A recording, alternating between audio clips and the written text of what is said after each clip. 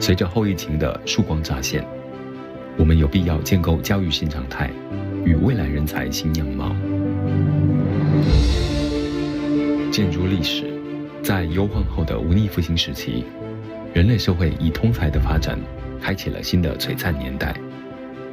因此，我们主张当前必须培育具备7大素养之 T 型人才，以达成跨域整合、群我合作、全球共好的目标。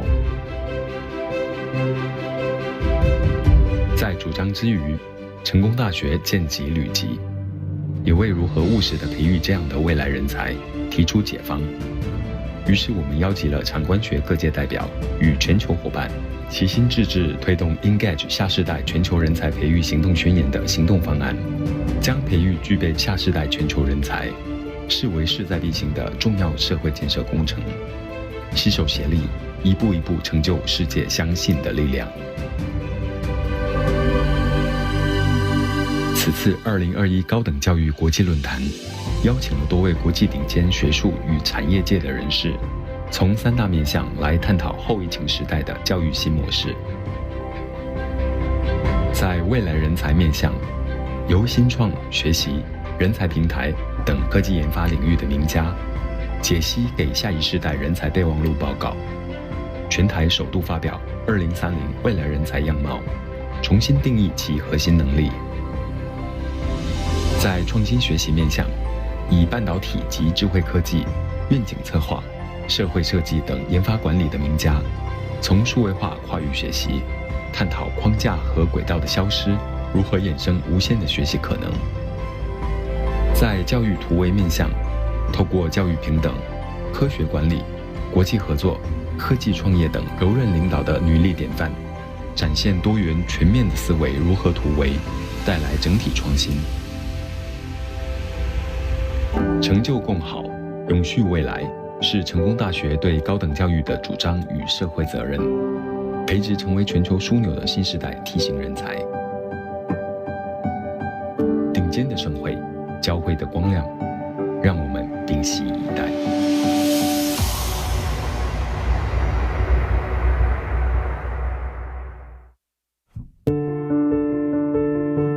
从环境、科技到政经局势，在当代瞬息万变的世界里，人类要如何应对和想象未来？全新的模式，跨域的演进，前所未有的探索和思考深度，都在给高等教育挑战，但也是机会。国立成功大学一直将自己定位为高等教育的领导学校，也勇于许诺并实践社会责任。随着后疫情的曙光乍现，我们有必要建构教育新常态与未来人才新样貌。建筑历史，在忧患后的文艺复兴时期，人类社会以通才的发展开启了新的璀璨年代。因此，我们主张当前必须培育具备7大素养之 T 型人才，以达成跨域整合。提醒各位贵宾，我们今天会议呢会以中英双语来进行，那我们全程都有同步口译的服务。有需要同步口译服务的贵宾呢，都欢迎您凭证件到我们的服务台借取口译设备。Ladies and gentlemen, our symposium today will be conducted in both Chinese and English. Feel free to borrow the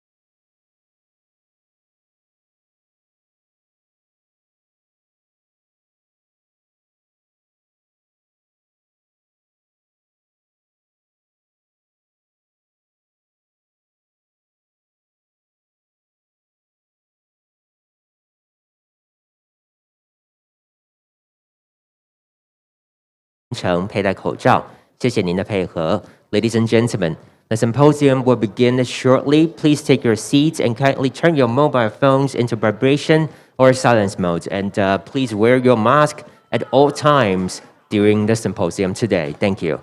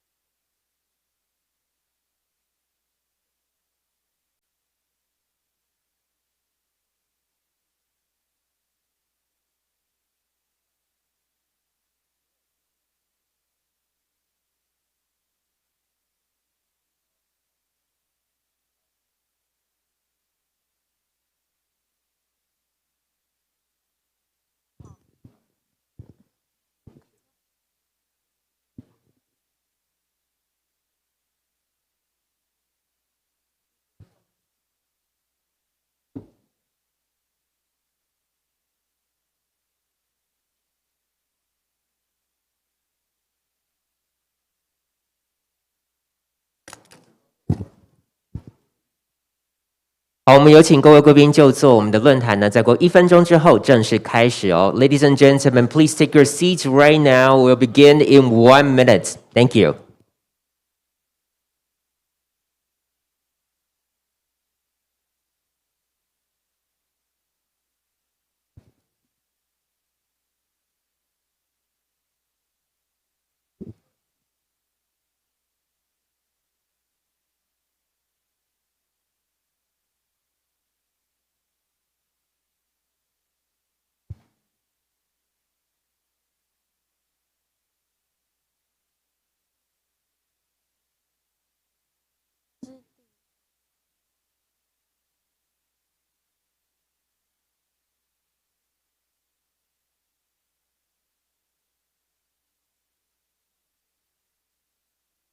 各位现场以及我们线上的所有的贵宾，大家午安，欢迎参加2021高等教育国际论坛。Ladies and gentlemen, distinguished guests on site or online, welcome to the 2021 International Higher Education Symposium. 今年呢，适逢是国立成功大学创校90周年哦，在这个非常重要的时刻，我们邀集了各界的专家哦，参加今天的论坛，分就未来人才、创新学习以及教育突围3大主题呢，来深入的探讨，相信非常的精彩。那各位贵宾呢，在稍后也欢迎大家可以在现场或者是线上一同来加入讨论。Ladies and gentlemen, we are celebrating the 90th anniversary of National Cheng Kung University this year, and we are very honored to be joined by the experts from home and also abroad. Together, we're going to explore 3 major topics for the forum this year: future talent, innovative learning, and educational breakthroughs. We are very much looking forward to their talks, and you are more than welcome to join our discussion later during the symposium. 那我们今天呢，现场非常谢谢有许多的贵宾以及讲者呢特别出席，在这边为各位一一的介绍，也请唱名道的贵宾呢起身跟我们挥挥手。Next, I'm going to introduce our distinguished speakers and also distinguished guests here with us this afternoon. Please stand up if you hear your names. 首先呢，我们欢迎的是企业的代表 from the industry， 益美食品高至上董事长，今天是由代理人代为出席，是不是起身接受我们的掌声 ？We have Henry Gao。Chairman of Yimei Foods， 马街纪念医院叶弘一副院长，洪义耶 Deputy Superintendent McKay Memorial Hospital， Welcome。接下来我们欢迎的是双和医院李刚远副院长，光远 Lee Deputy Director of 双和 Hospital。凡轩系统科技股份有限公司高新明董事长，新明高 Chairperson of Marketech International Corporation。那来到现场的也有陈建纯总经理 ，Jerry Chen of General Manager of Marketech，Welcome。那同时呢，我们也要欢迎的是资展国际股份有限公司吕礼华总经理，李华 Lu President of iSpan International， 日盛生活科技股份有限公司梅永和副总经理。永和梅 Vice President of Radiant Light Tech， 欢迎。那接下来呢，我们要欢迎来到现场的是台湾公益联盟高嘉玲创办人暨执行长，嘉玲高 CEO of MPO Taiwan Public Welfare League， 欢迎。那同时呢，我们要欢迎资讯旅程张佩欣执行长，佩欣詹景玉校长，金玉詹 President of China National University of the Arts。马偕学校财团法人马偕医学院李居仁校长，居仁 Lee President of McKay Medical College， 国立东华大学赵涵杰校长 Josh Zhao President of National 中华 University， 明治科技大学刘祖华校长，祖华刘 President of 明治 University of Technology。 那当然呢，我们今天现场也非常谢谢有来自于国立台北教育大学、国立屏东大学、国立台湾海洋大学、宜兰大学、国立高雄科技大学、国立中兴大学以及中山医学大学的这个贵宾莅临哦。And also we'd like to welcome the representatives from National Taipei University of Education, National Pingdong University, National Taiwan Ocean University, National Yilan University, National Kaohsiung University of Science and Technology, National Zhongxing University, and Zhongshan Medical University。 我们是不是再次给莅临今天现场的所有贵宾一个掌声 ？A big round of applause for all of our distinguished guests joining us today. Thank you so much。 那接下来呢？我们今天论坛的一开始，首先就要有请我们的主办单位国立成功大学苏芳庆副校长为我们致欢迎词。我们是指掌声欢迎副校长。And now to welcome you all, please welcome Dr. Fang Qing Su, Executive Vice President of National Cheng Kung University。掌声欢迎。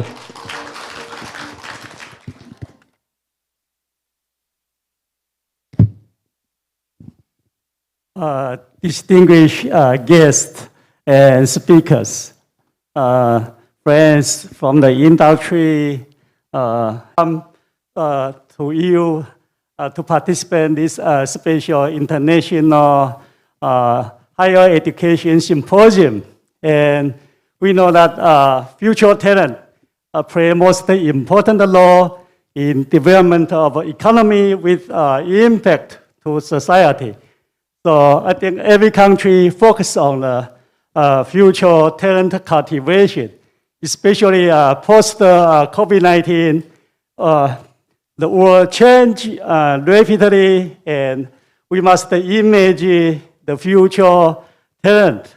So I think in this morning, actually, NCKU launched declaration of engage. Next generation global talent cultivation action. And this action plan focuses on the cultivation of global talent students who display several competencies, namely imagination, agility, critical thinking, knowledge, integration, curiosity, vision, and mutual improvement. As imperative in the important work of improve all aspects of our global society. And I think in this symposium, there are three special sections, including cultivation of future talent. I just mentioned future talent, how important is it? The second section will be interdisciplinary learning. We know that during the recent 2 years, artificial intelligence, even so-called energy sensitive due to climate change in the world. So actually, most future talent must have the fundamental knowledge in order to face the rapid change of the world. And the third section actually highlight female leadership. We know that probably in the United States, according to past 5 years, more than 60% of students in college actually are female. So how important the female leadership play crucial role, in the future.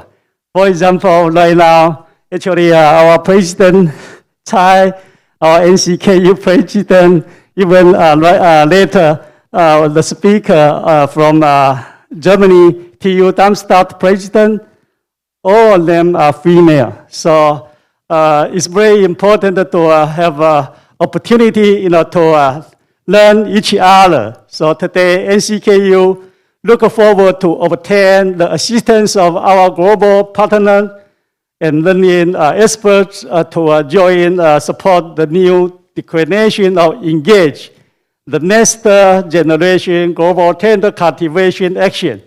I hope all you enjoy this symposium and wish all have good health and happiness. Thank you.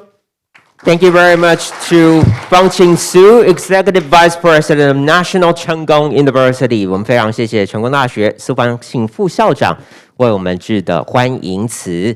And before we move on to the first topic, we would like to take a photo for everybody. So we're going to have our photographer on the stage. 那接下来呢，我们正式进入到今天第一个主题之前呢，我们要请我们的摄影师到这个舞台上来。帮我们全场的贵宾呢，先拍一张这个团体照今天就像是刚才副校长所提到的，真的是非常谢谢有许多的伙伴、许多的贵宾呢一起来参与Thank you so much once again for your participation, not only in the symposium today, but also for your participation and engagement in our Engage Action Plan. 好，我们的这个摄影师呢，请上舞台帮大家呢拍一张照片。Okay, ladies and gentlemen, please look at the camera from on the stage and let's have a photo together. 好，我们请看我们舞台上的镜头，一起合照OK。好，接下来第二张是请大家可以先把这个口罩拿下来。OK, can I have one more photo without the mask? Yes. Okay.All right, 3, 2, 1. 好，谢谢我们所有的贵宾。那接下来呢，我们就要正式进入到今天的这个论坛的3大主题场次了。那我们每一个场次的最后呢，都有 Q&A 的时间所以我们非常欢迎线上或者是我们现场的各位贵宾呢。到时候都可以提出您的问题Ladies and gentlemen, we now are going to move on to the first session of the day, and we have a Q&A session at the end of every session. So feel free to leave your questions either online or you can also raise your questions on site. 那接下来呢，我们第一个主题要聚焦的就是全球趋势未来人才新样貌。The first topic that we're going to focus of the day is the global trends and the new paradigm of future talents. 首先呢，为各位介绍我们这个场次的引言人以及2位语坛贵宾我们的引言人呢是凯电行动科技的苏博州执行长，执行长是先起身一下，我们掌声欢迎。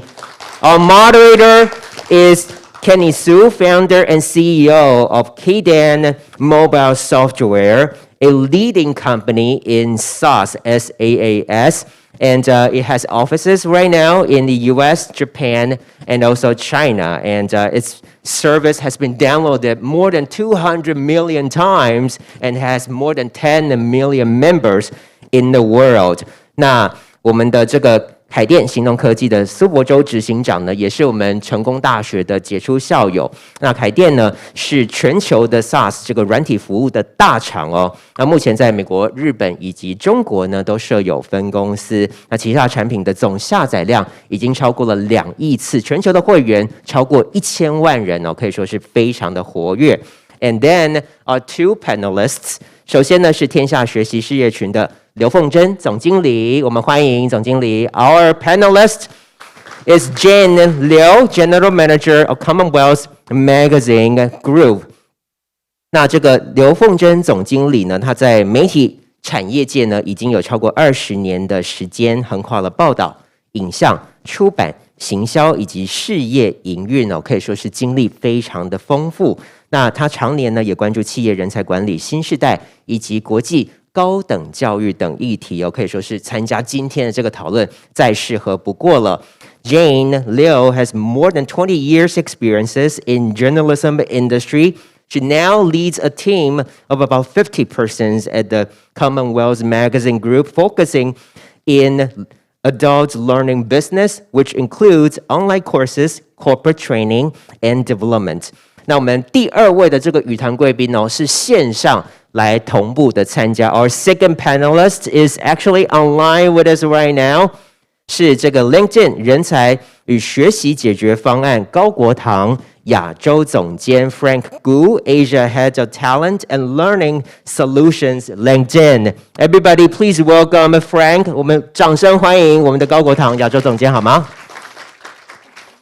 ？Frank's team supports companies in talent acquisition, development, and retention through the LinkedIn platform and solutions. And prior to LinkedIn, Frank was the Chief Operating Officer of BE Education based in Shanghai and Asia Pacific President of Learning Solutions at Pearson Education. At the Oracle, he was the Managing Director for Singapore and South Asia Growth Economies. 那总监呢，在 LinkedIn 所带领的团队协助的是公司透过 LinkedIn 的平台以及解决方案来揽才、发展人才以及留才哦。那加入 LinkedIn 之前呢，他也曾任职于上海的 BE Education 担任营运长，或者是 Pearson Education 的亚太学习解决方案总裁，以及 Oracle 新加坡以及南亚成长经济体的董事总经理。OK， 那接下来呢，我们就有请我们场次的主持人凯电行动科技苏我洲执行长首先上台来为我们的场次引言。我们掌声欢迎 Now, let's welcome our moderator for this session, Kenny Su, CEO of Kden Mobile Software, to give us an introductory talk for this session. Hi everyone, this is Kenny. I'm the first session's moderator. So just as mentioned, I'm the founder and the CEO of Kden Mobile. Kden Mobile focusing on the enterprise software and for mobile workplace mobility solutions. So now we have already several hundred employees worldwide. And before we get into today's session, I would like to share a little bit about myself, my education background, and also my thoughts about higher education. So I used to study at NCKU. So I know that recently NCKU has been recognized as top 1 ranking of global impact in Taiwan, and also globally the ranking is around 100. So I mean, with the leadership of the President Su and the management team of Chengkong Universities, I think everybody, could you give me a hand? I think they deserve applause. Yeah. Yeah, and also I'm so proud, be proud of it. I mean, and you know, starting in NCKU, I think is the most wonderful experience for my life, and it's already been you know, helping me to build a foundation of like my expertise, my careers. And let me tell you why NCKU is so important to me. So I wrote it down, and I will read this script very carefully because I think it is serious. Okay? So NCKU courses laid a solid foundation for my English learning. Back in 2002, our graduate courses were already taught in English. There were also quite a number of foreign students in our classes, We learned to advance our English skills in class and also during research seminars when we had to make weekly reports and research presentations that almost in English. So the school frequently organized international seminars and the club activities for students to connect with the outside world. There are master talks to learn about others, life experience, or seminars to learn about technological developments in the industry. At that time, I was part of the Microsoft Campus Club, where I got to learn how to organize events and interact with different people in the society. In cultivating future talents, we must seize and respond to global trends. Some key aspects of cultivating future talents include the development of independent thinking in academic research and the ability to dig into problems and provide solutions. These are what NCKU provides. In addition, peer learning or mutual learning with top-performing colleagues is also another strength of studying in NCKU.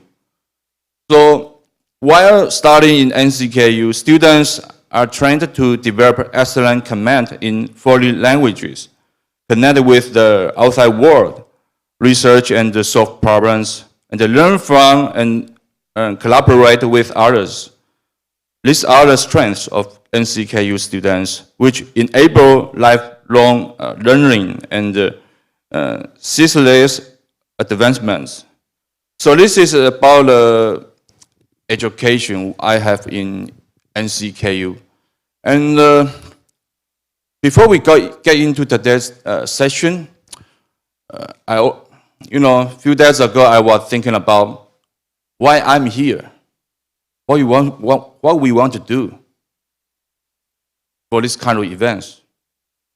Then today I figure out, because we are getting together to want to make an impact to the higher education. So let me tell you why. You see, for example, like United Nations, G7, G20s, those big countries that sitting together to figure out the future, to think about the sustainable society, sustainable environment. And they are trying to have the same goals. If we all have the same goals, same vision, and we toward the same direction, even though our progress, our ways, our approaches are different, but in the end of the day, we will all be there. So when I think about that, I used to work at Taiwan's largest research institution, which is called ITRI, E3. When we finish our job, we want to deliver our work to our business clients. We thought we are the best, and we did very good research. And when we deliver work to them, we always hear that those business clients, they say, well, your research is pretty good, but for real business environment, there is still a gap between us. It's because the real business world is more complex. So when we look into another side, like academic research, we are a research institution. We also think about that those academic research also have a gap between us. So we research institution, we are kind of between the middle. And so the academic research comparing to real business world, the gap is bigger, right? So how can we fulfill the gap? Who can help us to connect the dots? Just as I mentioned, if we can sit in together and discuss the issues and try to figure out what kind of vision, what kind of goals we want to achieve, maybe someday we will getting closer. So you know that currently technology is involving the society much faster, right? So especially for the education, well, I think if we don't take into consider about that, it will solve it. The gap will become more serious. So that's why we want to join today's event and try to make some impact. So this is my opening. So thank you. Thank you so much to Kenny. Kenny, would you please wait by the side of the stage? We are going to move on to the panel discussion. 非常谢谢执行长的这个应言哦，请执行长呢在舞台旁边稍后一下。Okay, and from what Kenny just said, we really are very much aware how much a university could influence a person. Like NCKU has imprinted a mark in what Kenny did, in what he does, and what he will do. 那我们谢谢这个执行长的引言哦，也让我们知道这个大学的教育以及高等教育呢，真的是会影响到每一位学生他们对于未来社会的贡献，尤其是呢，我们即将要朝一个永续的社会、永续的产业来迈进哦。那接下来呢，我们就要有请这个执行长以及我们的这个2位语坛人呢，我们现场的这个语坛贵宾是刘凤珍总经理到台上来就座，准备来进行座谈。We now move on to the panel discussion, and we would like to have Kenny and also our panelist Jane.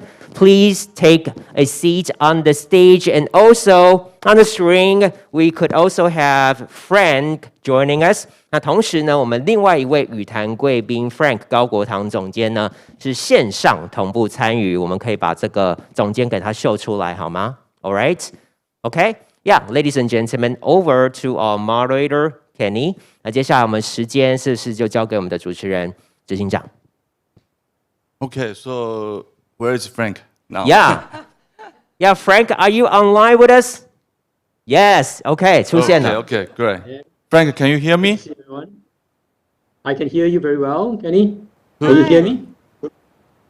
Okay, so for today's first session, we will have 4 topics we want to go through. And I believe with the experience and the expertise from Jen Liu and Frank Go, they can share us more insightful and meaningful information to us.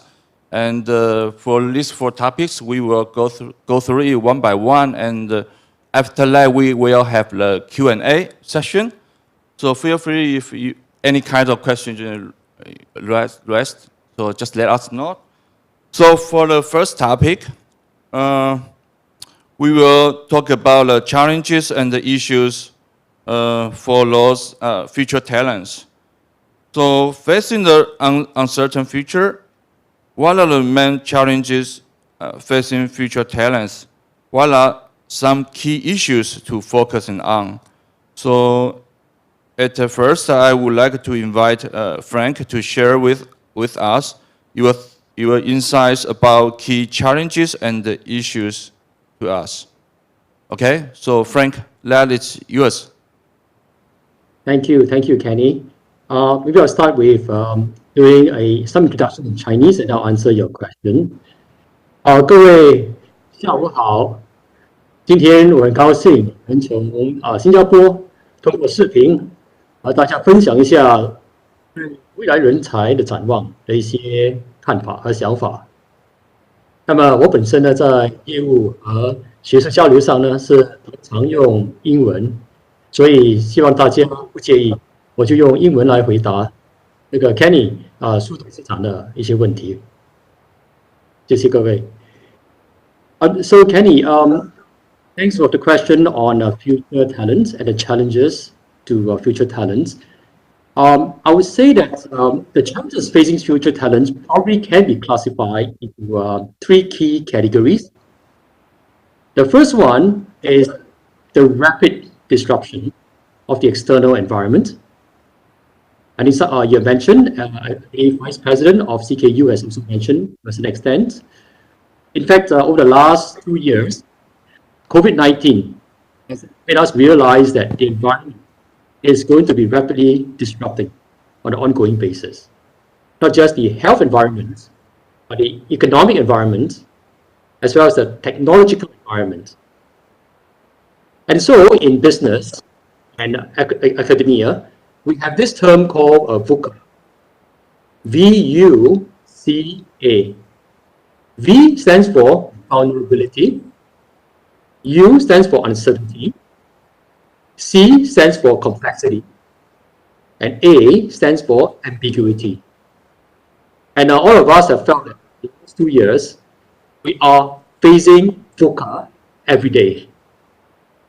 So likewise, for our future talents, the world is going to be disruptive even after COVID-19. And they would be expected to face constant challenges, and therefore there's a need for constant adaptation. The second one, which has been mentioned as well, is really about the focus on sustainability. Now, under sustainability is broadly broken down into 3 areas, right? And some people call this ESG. Now, E stands for environment, S stands for social, and G stands for governance. Now, in the area of environment, I think all of us are feeling it. We have heard about the Paris Climate Agreement. The COP21 just finished their discussion. And it's about bringing world leaders together to solve the biggest climate challenges in the world, right? And I believe our future talents would need to ensure that they are part and parcel of this grand mission of climate change and protecting the environment. Under the S area, social, there's a lot of focus right now on equity and inclusion. And the idea is that as the world develops, as all the countries develop economically, there's a need to ensure that there is equity and inclusion in the development so that the whole population, not just a few at the top, can benefit from economic growth. And this is something which is a big topic. All of us know that the Gini coefficient has increased during the pandemic, and it's an area which requires multilateral solution on. And definitely, our future talents will need to make sure that they are aware of this and be a part of these improvements. And the third area in sustainability is in governance, which is really about leadership and ethics from both organizations as well as individual leaders. And we have seen in the world today that there are quite a number of unethical practices that is damaging society as well as the world today. And our future talent need to ensure that the right ethical foundation and the right leadership in order to lead the world forward. Now, the third area I would say facing the future talent will be the huge global skills gap that they will face. As we know, as you have seen, there is a big mismatch between the demand of skills by employers and the supply of skills by our talents, whether it's future or current.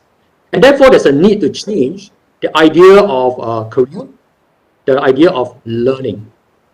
There will be a requirement for lifelong learning by our future talents, and therefore, our future talent needs to have the ability to adapt, be able to have the growth mindset, and to pick up skills all the time in order to be relevant. Now, there's also some impact on how universities are going to be run and how universities are going to develop our future talent, which we will discuss later on. But this is a big challenge, and in addressing the skills gap, we require the collaboration of government, of employers, the workforce, as well as educational institutions. And I hope to be able to share as well as to learn more from the panelists later on today. Thank you very much.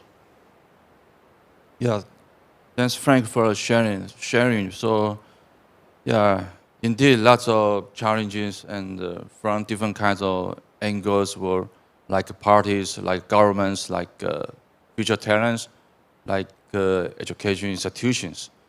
So for first topic, we just want to let every one of us understand that and try to face this kind of challenges and issues.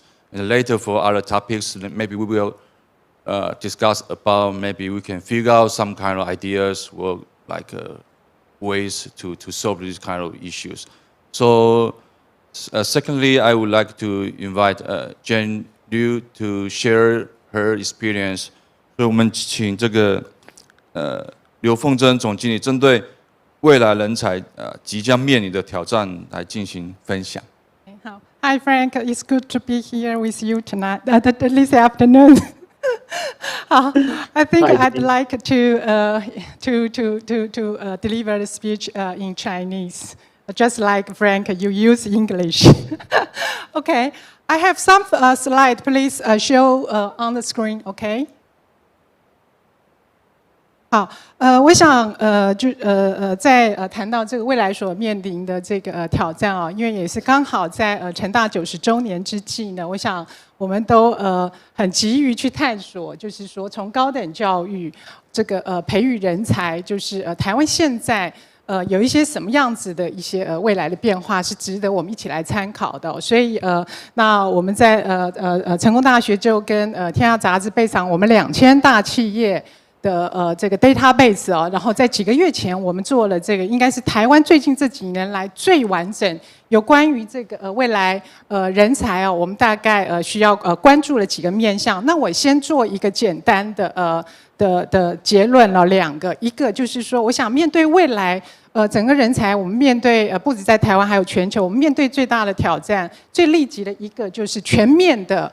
人类的技能要进入一个 reskill 跟 upskill 的年代然后对台湾在更加迫切的一个，尤其是在量上的变化是来自于人口结构的冲击。那我想从去年开始，台湾已经进入一个生不如死的一个年代就是我们的出生人口少于那个死亡人口，然后呢，我们的就业人口在去年的人口普查里面，我们第一次出现了负成长，一次短少了17万人左右。换言之呢，这件事情对企业现状的冲击是什么？我们今天有非常多的企业代表，我想我们的感受非常强烈的，大概有3件事情，就是人不足然后呢，还有就是财也不够然后再来就是淘汰快人难找这件事情呢，我想今天所有的企业，我想我们 HR 的资料里面都很清楚的知道，现在找一个中阶主管的等待的时间，平均比过去多了快1个月的时间。就是那个就业的那个补缺的那个时间，几乎每一家企业，我想如果去问半导体业，今年可能是他们压力最大的1年，一直在递延。然后呢，再来就是说，才难找，才难找。我想，因为新经济也吸纳了大量的年轻人往新的领域、新的更不一样的一个肥美的牧场里面去探险。我举一个例子，譬如说，前一阵子我在脸书上看到一个台积电的工程师，也是一个 middle level 的。然后呢，他就决定辞职了。他说他要投入到这个自媒体领域里面的一个说书，扮演一个说书人。其实，如果从供需的角度来看，台湾的半导体人才奇缺无比，但是如果在我们这个领域的市场里面，好像不缺一个说书人。所以这个供需之间是非常的严重的落差的。那我们回到就是说 reskill 跟 upskill 这件事情，我想就是我们在探讨未来人才的时候，我想中间里面一个 future talent 有一个 ready 这个字是非常重要的。而我刚刚提到，就是说，我们碰到这个全面的 reskill 跟 upskill 的年代之下，到底是问题点出在哪里？下一页，在我们的调查里面呢，我想它的背景因素其实也是刚跟Frank 所提到的 VUCA， 我们面对的是一个很模糊的这个竞争环境。然后呢，还有另外一个新的议题不断冒出，像 ESG 等等的。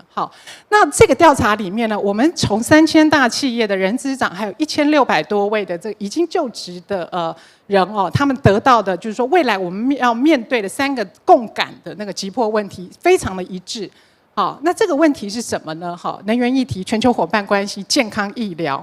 好，我想尤其是关于这个整个地球的不断升温的状态之下，这个疫情的蔓延不知道终点在哪里的情形之下，我想这几个议题在过去这几年来都一直燃烧着哦。所以我就说，在这样子新的议题不断冒出的情形之下，就是尤其在疫后，大家感受更强烈的就是一个 reskill 跟 upskill 的强烈需求。那如果我们根据 WEF 的报告里面，其实可以看到，他们预估2025年50%以上的人的工作都需要reskill 的。好，那我想这个速度在台湾啊，真的是又更加的严重。除了 reskill 之外，我不知道大家有没有记得几年前牛津学院哦做了一个全球的报告，说台湾在2021年将成为全世界人才供需最严重落差的国家。那很快的几年就2021就到来了，然后而且今年刚好不管是疫情的冲击、中美贸易战、台商大量的回流，然后地缘政治的关系，就可以看到在各个产业都是面临到一个抢人的大作战。哈，我前一阵遇到明星科技大学的校长，那明星科大对面就是新竹工业园区，然后呢他说那现在都是很多厂开始往那边去集结，那有一家的半导体业者要8000人，目前只找到2000人。过去人资长平均1学期会去找校长一次，他说今年完全不一样。今年呢，最夸张的是，他1个礼拜同一家公司的人资长要来找他2次。我想我们今天在座非常多的CEO， 应该对这件事情都非常非常的有感啊，就是真的是人已经是非常的不够了这样子。好，那再往下一页。好，所以在这个 reskill 的这个状态之下呢，可以帮我跳下一页吗？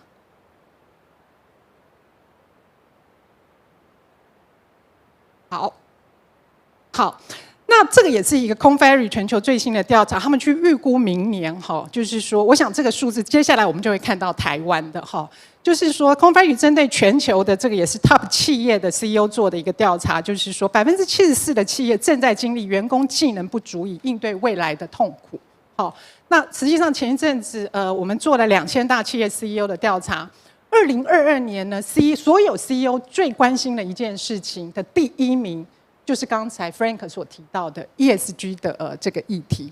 我们最近办了3场跟 ESG 有关，我们里面再去谈 S 里面的这个 talent， 因为 talent 是在 S 里面，明年它一定是一个显学的议题哦。那就发现就是说 CEO 他明年会需要花最多时间去掌握跟理解的，也是跟这个ESG 的这个相关议题有关。那尤其刚刚就是说，因为新的议题嘛，大家都不知道怎么做，所以在这个过程当中呢，最难找的要怎么样去定义 ESG 这个在企业要怎么做，需要什么样子的人才，需要什么样子的职能，那需要建立一个部门吗？它分工怎么样做？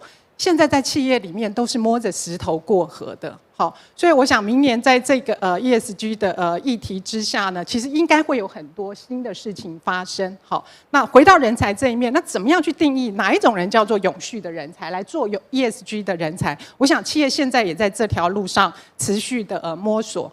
那在下一页，好。这个呢，就是在这一次成功大学的这个调查里面就是我们刚刚我们谈到都是比较是全球的，如果回到台湾的那个3间大企业来看这里面我们问，你可以看到就是说除了55.9是20%以下，就是说他们那个员工的那个工作内涵的改写大概只有20%以下占了55.9%。换言之呢，有44%的企业，他们改写的幅度都是超过20、40、60。甚至80以上的，这里面有一个0.4、81到100，几乎是整个重塑的。好，所以这个是在台湾企业的一个现况。在下一页，好，那在这里面呢，还有一个更强的就是说，他们有多少的那个员工的技能是需要 reskill 或 upskill？ 你可以看到20以下的占比也只有20，换言之，80%以上的企业，它其实都需要他的员工去 reskill 跟 upskill 的。好，那我想我的分享先到这边，就是关于未来人才所面对的一个挑战。再一次 summarize 一个就是 reskill 跟 upskill。那 reskill 跟 upskill 从企业端从高等教育这一端，好，我想应该在这个人才的培育上都必须要开始采取一些行动了。然后再来就是新的那个议题，其实也是大家都一起摸着石头去探索。好。我很认同那个总经理刚刚讲的，就是说，其实现在全世界的人才是供需不平衡的。当初我们这个教育上面，然后你像台湾，就是很多就是科技厂科技业，他们就是需求就变很大嘛。那我相信其他国家也有其他国家的问题。那 ESG 算是就像我刚刚一开始讲，它已经是一个共识、一个目标，全世界的国家就是往这边走。那势必所有的公司、那个环境啊、政府单位，他们就是需要会往这样的目标前进，所以要持续的去调整嘛。那我前一阵子看到一个数据是这样说，因为大家现在在讲数位转型嘛，尤其是那个 COVID 之后，大家都在要数位化或是远端等等的。那他们讲到一个是说，如果你的 management team 你的管理阶层里面，4个里面有1位是懂 digital 的懂这种数位人才，我们讲数位人才的，那你这样子就可以帮助你公司进到下个阶段的转型。因为我们知道，就是看到很多数据讲说，之前全球前500大的这些企业，过了20年，大概1半以上不见了，就没有在 ranking 里面了。后来出来的都是数位的公司啊，所以这个也是一个趋势哈。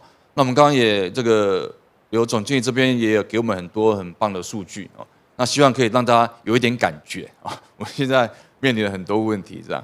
那我们会再进到我们下一个那个 topic 哈。那我们第二个问题一开始也是会问那个刘总经理这边哈。那接下来再请 Frank 帮忙回答。我用英文好了哈，就是technologies are changing the world we live in a rapidly changing world filled with uncertainties. What kind of talents will be needed in the future? How should higher education innovate and develop to better respond to this future world? So first, we would like to invite Ms. Liu to share with us. 就是请总经理这边针对台湾我们目前在台湾这边的高等教育该怎么来培育未来的人才来分享。好。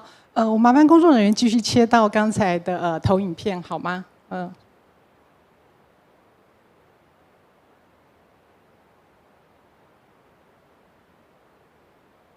好，那我们再往下走好吗？下一页。好，我想要回答这个问题就是说，在未来的人才，如果我们归纳一个最重要的一个特质，然后之后我们再来把它拆解，在这个特质下。那不管是企业或高等教育，就是说我们可以从哪个面向来努力那这个单字呢，就是敏捷，敏捷这个单字，我想尤其在这个快速的变动之下，其实敏捷它的精神就是讲快的那个try and error， 赶快试，赶快错，赶快修正，然后赶快那个优化这样子。好，那为什么就是说在这个年代，这个在谈敏捷这件事情变得那么重要，而且比以前高出很多我想我引用那个 Thomas Friedman， 就是世界是平的作者，他另外一本书里面他去探讨就是说过去这20几年来整个人类科技文明的进步跟人类适应力之间的一个关联人类适应力横向的这一条比较缓的这一条，他的意思是说，根据过去人类文明的进步的轨迹那我们通常那个面对一个所谓的新的那个破坏式的创新那或者一个新科技新应用的那个发明呢，通常人类的适应力大概需要10到15年的时间。意思举例来讲，譬如说从手机有黑金刚然后到这个很普及的其实中间也大概历经了10到15年的时间网际网路 ，Tim Berners-Lee 在1995年发明的那个Triple W 之后，到整个网际网路高速起飞普及，那个大概也都是那个2000年中以后的事情了所以呢，大概过去人类的适应力的 DNA 埋植在我们 DNA 的习惯，大概10到15年可以去适应一件新的事情。但是呢，这件事情呢，在2007年智慧型手机发布之后。还有全球这个 IoT 到现在5G 的这个科技已经进入了一个指数型的那个发展，摩尔定律也完我也一再被那个改写的状态之下呢，它的速度已经超越我们人类的适应力了。所以意思在这个蓝点是什么？意思是说，在这个科技的进展之下 ，supposedly 我们的能力呢，应该是要在那个蓝点的那个地方，我们才有办法去真的是 leading change。可是现在就是我们每天都被新的科技、新的变化，然后到这个全球暖化、气候变迁、ESG 等等，都是新的议题的状态之下。它就导致我们为什么现在大家经营事业都会觉得哦好累哦，每天都气喘呼呼的，挥汗如牛哈，因为就是一直被追着跑，然后一直要学新的东西。所以在 agility 的这个变化之下，哈，就是说那个当然每一个人的自我的这个自我学习能力就会变得比以前更重要，因为知识的那个半衰期一直在缩短，哈。那这个要 agility 状态之下，当然有几个关键的这个素养就变得非常重要，好。那这个不管是问企业跟个人，其实你可以看到大家的体会都是差不多的，好，我想不外乎沟通协商，未来是一个与人合作、跨领域协作的一个世界。沟通协商，还有问题解决、跨领域的整合、分析思考，好等等。那我想过去这几年，其实在大学也非常的努力，在做打破科系的围墙，做很多跨领域的学习，甚至以这个问题解决导向的方式来教学生、来教导学生。那我想这个都是高等教育过去这几年尝试在人才培育上所做的突破跟创新。那其实企业也是一样，就是说我们在培育一个人才的时候 ，hard skill 固然很重要，可是到最后决定一个人可不可以走多远，好，跑得多远，那件事情其实都是 soft skill。那我们今天在这上面所看的，其实都是 soft skill。那另外一个当然就是未来是一个全球一命的世界哦，因为气候变迁没有分国家的，好。所以呢，那在这个要成为一个世界公民的这个能力哦之下呢，那我想国际观、独立思考、问题解决、尊重多元差异，好，那也是同样重要的一件事情。那这个也是未来在这个大学的人才培育上哦，可以从这5个方向去做一些探索跟努力的。那我的分享先到这边。谢谢刘总经理哈。那我觉得就是刚刚讲的那个，你要怎么快速学习、适应环境，其实要蛮多的工具跟方法。你要有工具，也要有方法。那学校在这一块其实就是一个很重要的角色哈。如果学生他们未来要出到社会去有更好的生活，找到一个好的工作，那学校教育在我们这个第2个 topic 就是在讨论这一块。那我接下来想请问 Frank 哦。Because the topic for second question is about higher education programs in nurturing future talents. So I would like to invite you to talk about the key areas and the skills for higher education actors to focus on in future talents and cultivation. Thanks a lot. It's a very, very important question. And I think Jane has addressed quite a lot of underlying requirements from the consumers or the students of higher education. So maybe I'll just break down to maybe 3 thoughts. And I know I'm speaking to the experts here, so please forgive me if it seems a bit shallow. And so my first thinking is, first of all, going back to the mission of universities. Now, in the past, universities has a very strong mission on helping people to learn how to learn.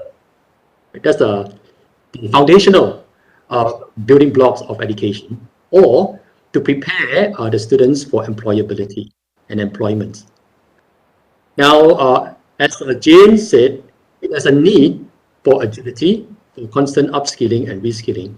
Therefore, the mission of the university should be able to support the students to learn how to learn, as well as for employability, not just at the beginning of the career, not at age 25 or age 28, but throughout the whole. Especially now, we're looking towards a 100-year lifespan.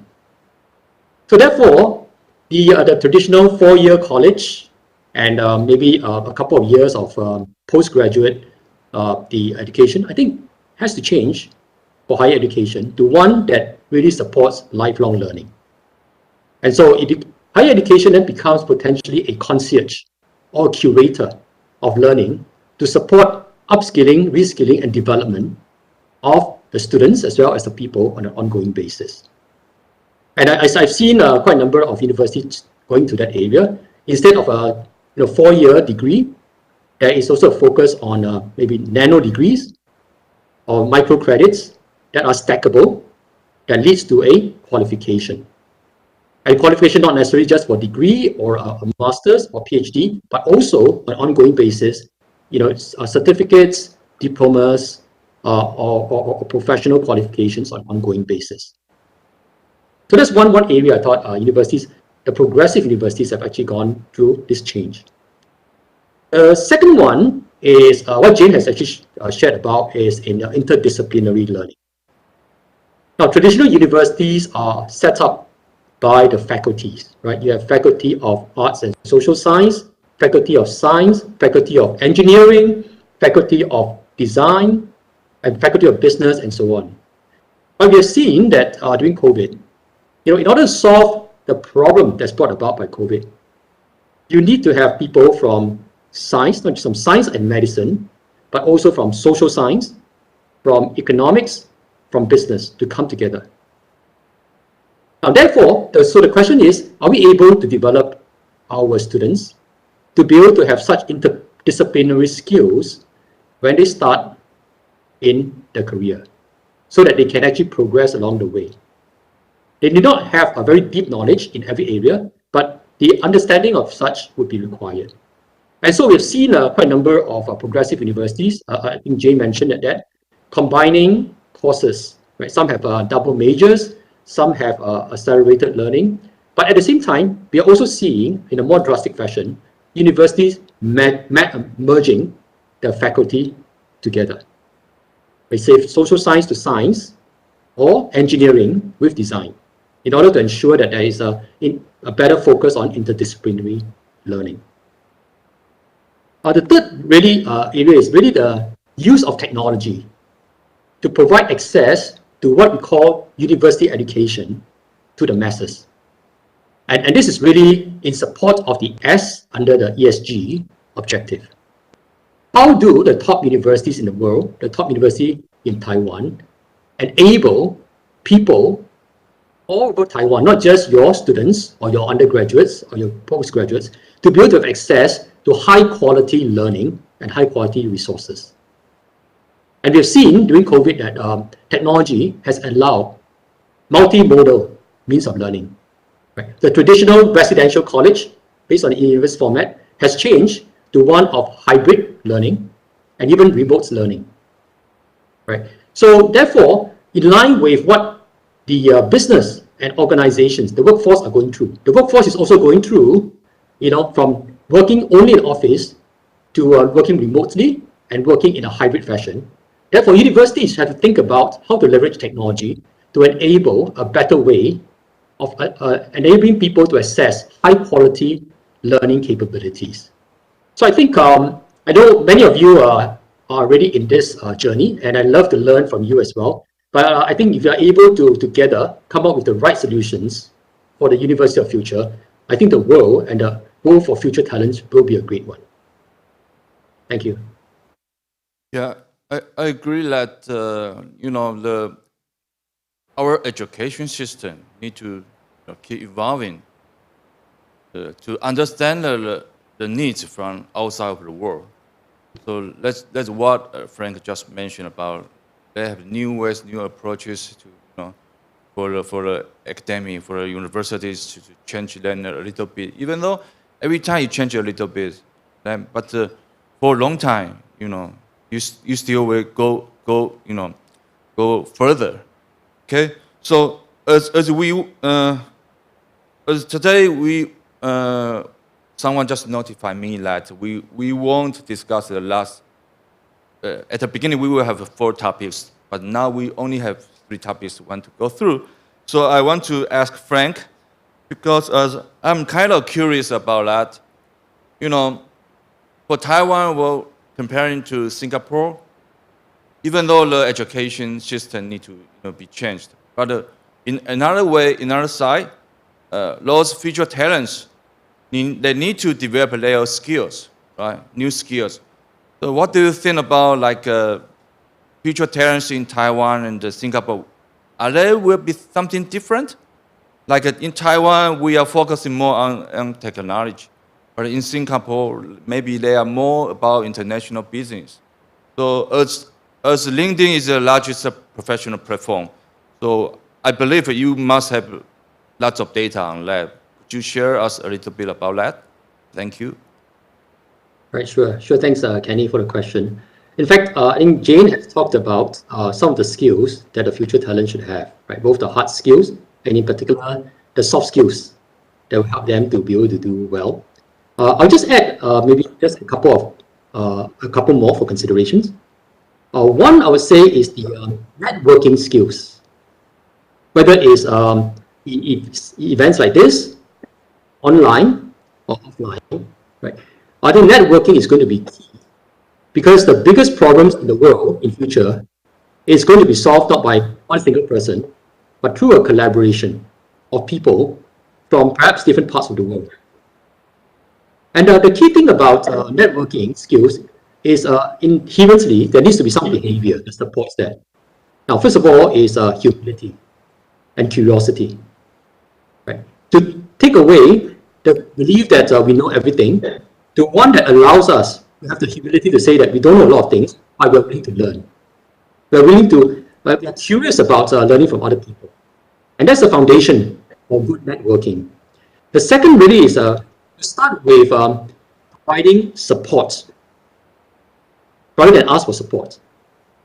And we all know that when we have a great relationship is built when both parties support one another to be better.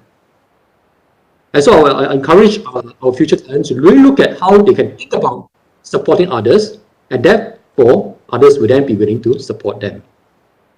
The second area is really about cultural awareness. We know that even in COVID, we do have a challenge in the sense that the world leaders are not really exactly talking to each other and coming up with joint solutions. And a lot of this is because, as Jane mentioned, is geopolitical challenges and sometimes also cultural challenges. Right? The assumption that my culture is the best, right? My belief is the best. So in order to make sure that we have world citizens that are ready to solve the world's biggest problem, I think cultural awareness, that means really learning to embrace diversity, learning to be inclusive, to understand other people's culture, to remove unconscious bias based on how we are brought up. I think it's going to be a key skills that our future talent should embrace. And the third area is in critical thinking. Right? We know nowadays there are a lot of fake news. Right? We need to have people who are able to distinguish, the facts from fiction, and we need to have critical thinking skills so as to enable collaboration and cooperation to solve big problems in the world. Okay, thanks, Frank. So, Jen, do you want to add on that? 没有想说 Oh, okay. All right, let's go to the final topic. So, how can we, becoming citizens with problem-solving skills? So, as we are the world citizens, we must see our connections with the world. So, first, I would like to invite Frank to share with us how individuals can develop what skills and the qualities to better connect with the global community, and furthermore, be part of the solutions to global challenges. Frank, it's yours.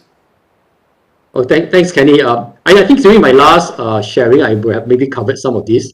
I really love to hear from Jane or yourself to see what are things I can learn from both of you today as well. Yeah.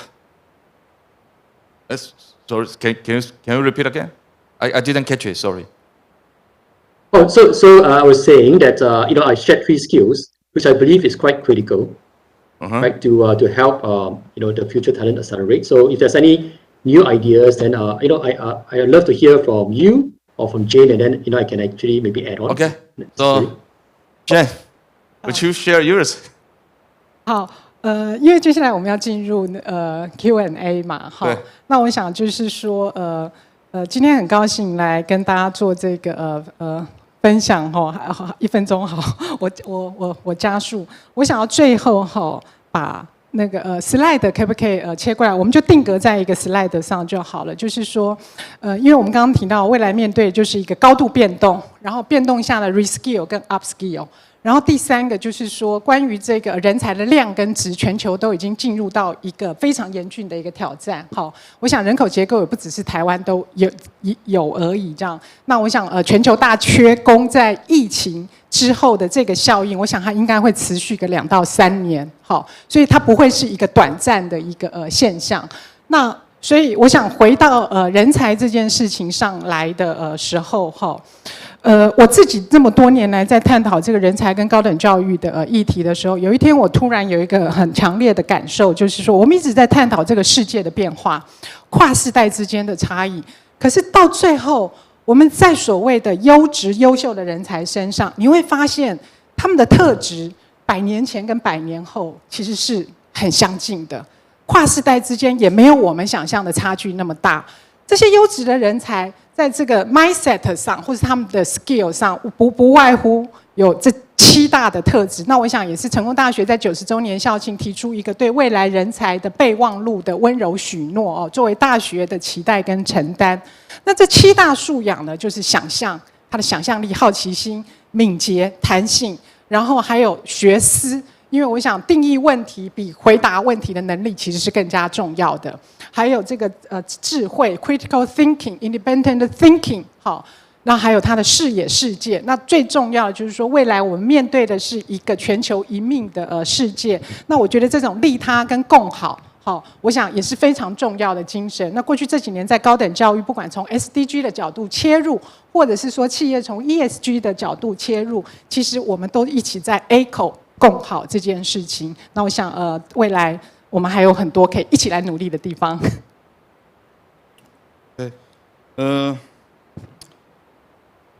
I think problem solving skills is kind of basic skills. I mean, I always thinking about that. Even though for different parties, just okay. Hands up. So I think how we connect the dots is very important. It's hard for you, to change the education system, change it to a different one. It's impossible, right?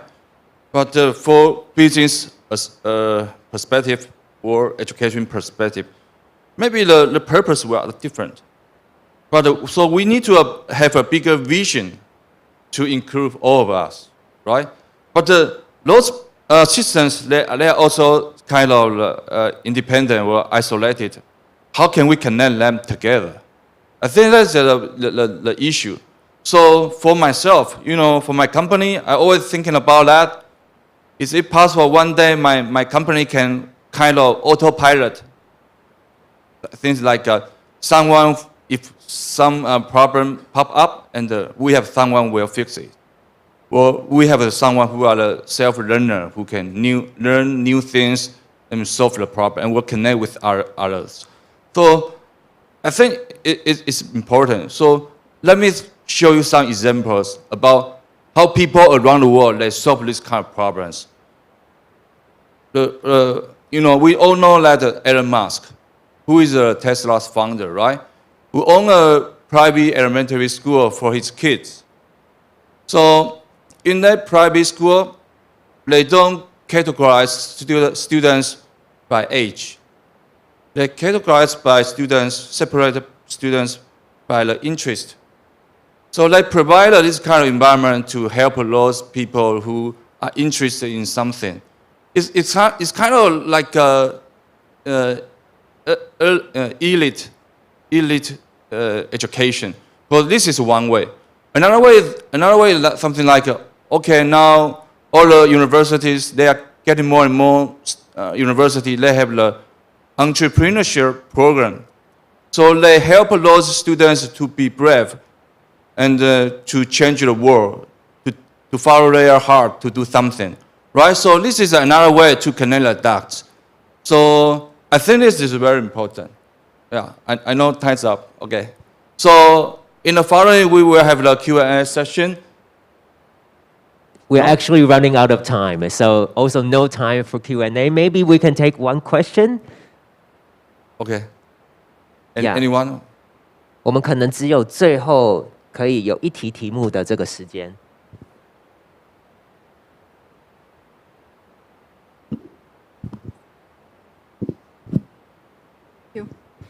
Thank you so much. Good afternoon. My name is Gabriele Seewald. Actually, thank you. It was really a very, very interesting session. Thank you for all the sharing.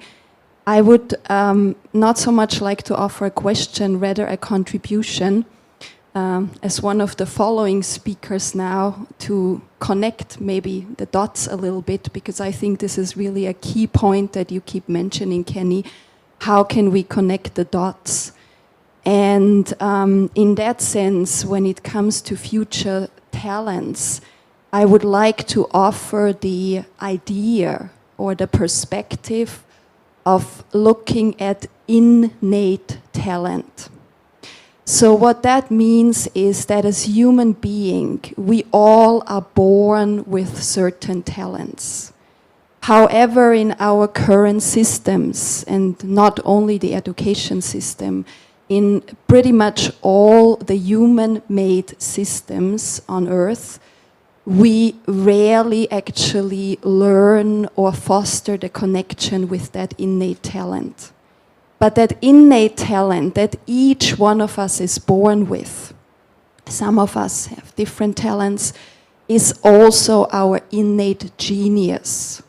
So with the complexity, the challenges, and I would like to call the huge change and transition that we are going through and facing on Earth, the disruptions, what we find is really required is actually the innate genius, the innate talent of each one of us, because that also enables us independently and in an interconnected way, meaning that we can actually see the connections and the relations between us as human beings, between human beings and this planet, between the different systems.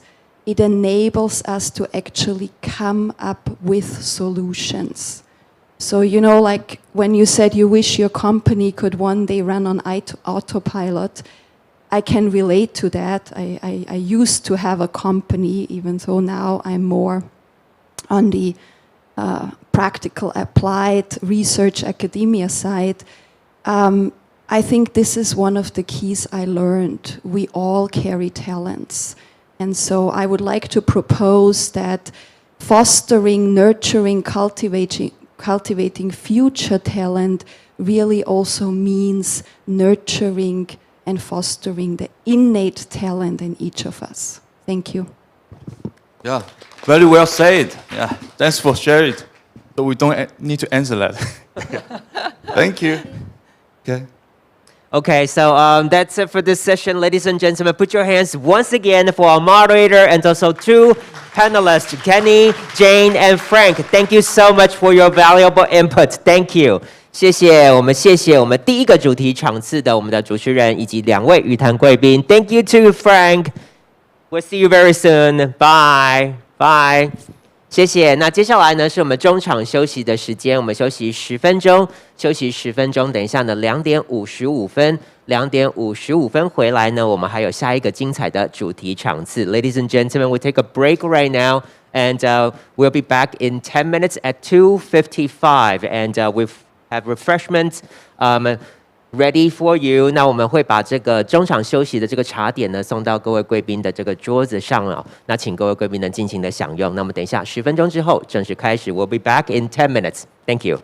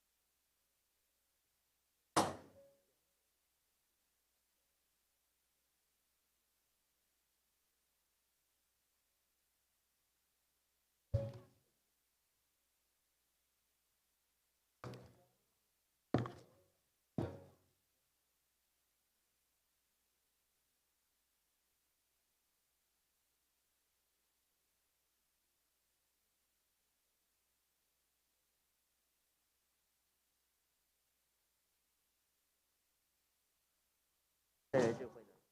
圣人智慧，圣人智慧是自己。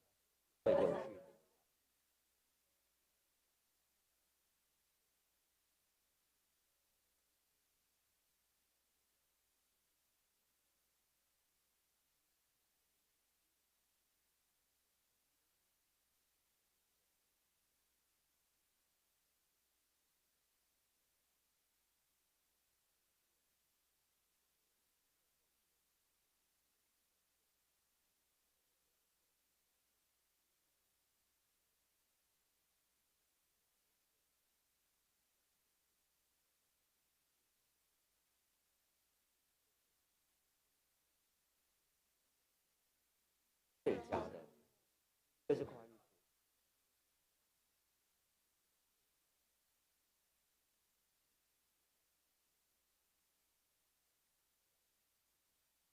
上课也是教育家。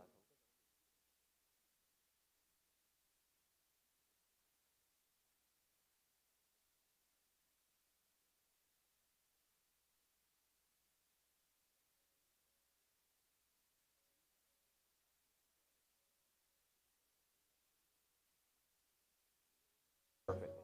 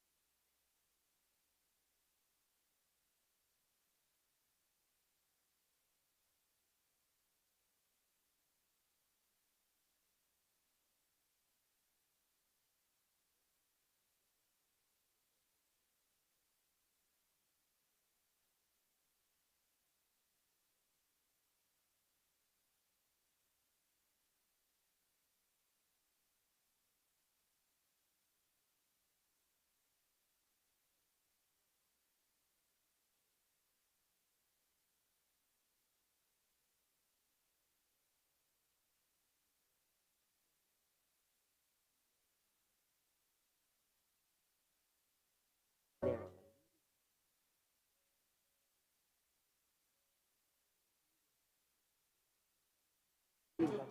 AI solutions,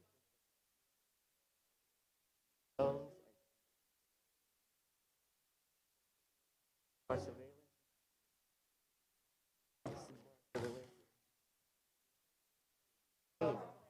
太能的太能在这几年，太能在这。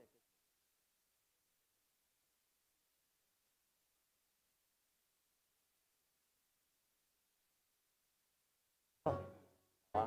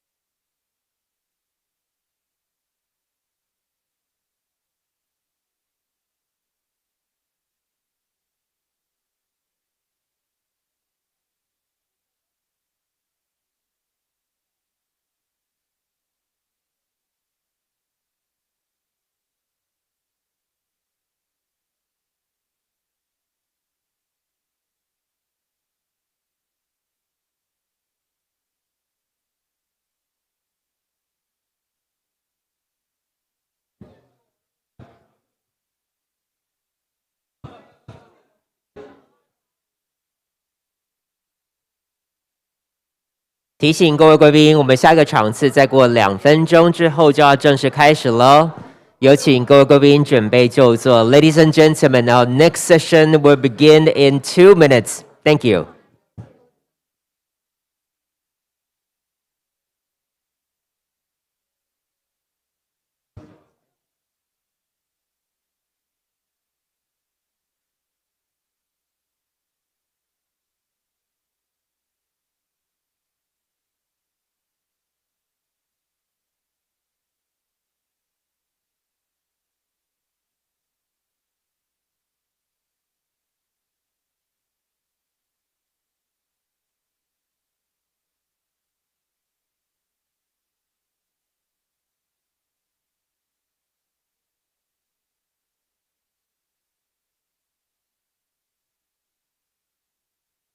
各位贵宾，请您准备就座。我们下个场次呢要正式开始了，谢谢。Ladies and gentlemen, please take your seats now for the next session. Thank you very much.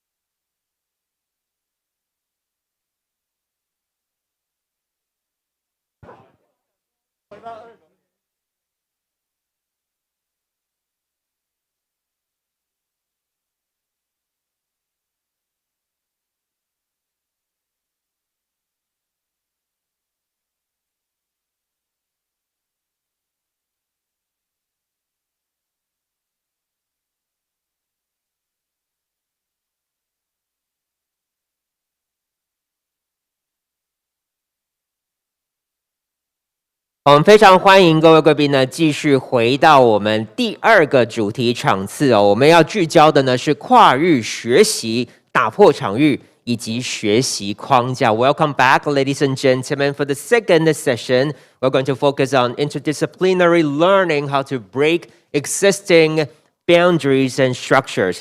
为各位介绍我们场次的主持人以及3位语坛的贵宾呢。我们的引言人呢，我们的主持人现在在线上是耐能智慧刘俊成创办人兼董事长。我们跟这个董事长先打个招呼好吗？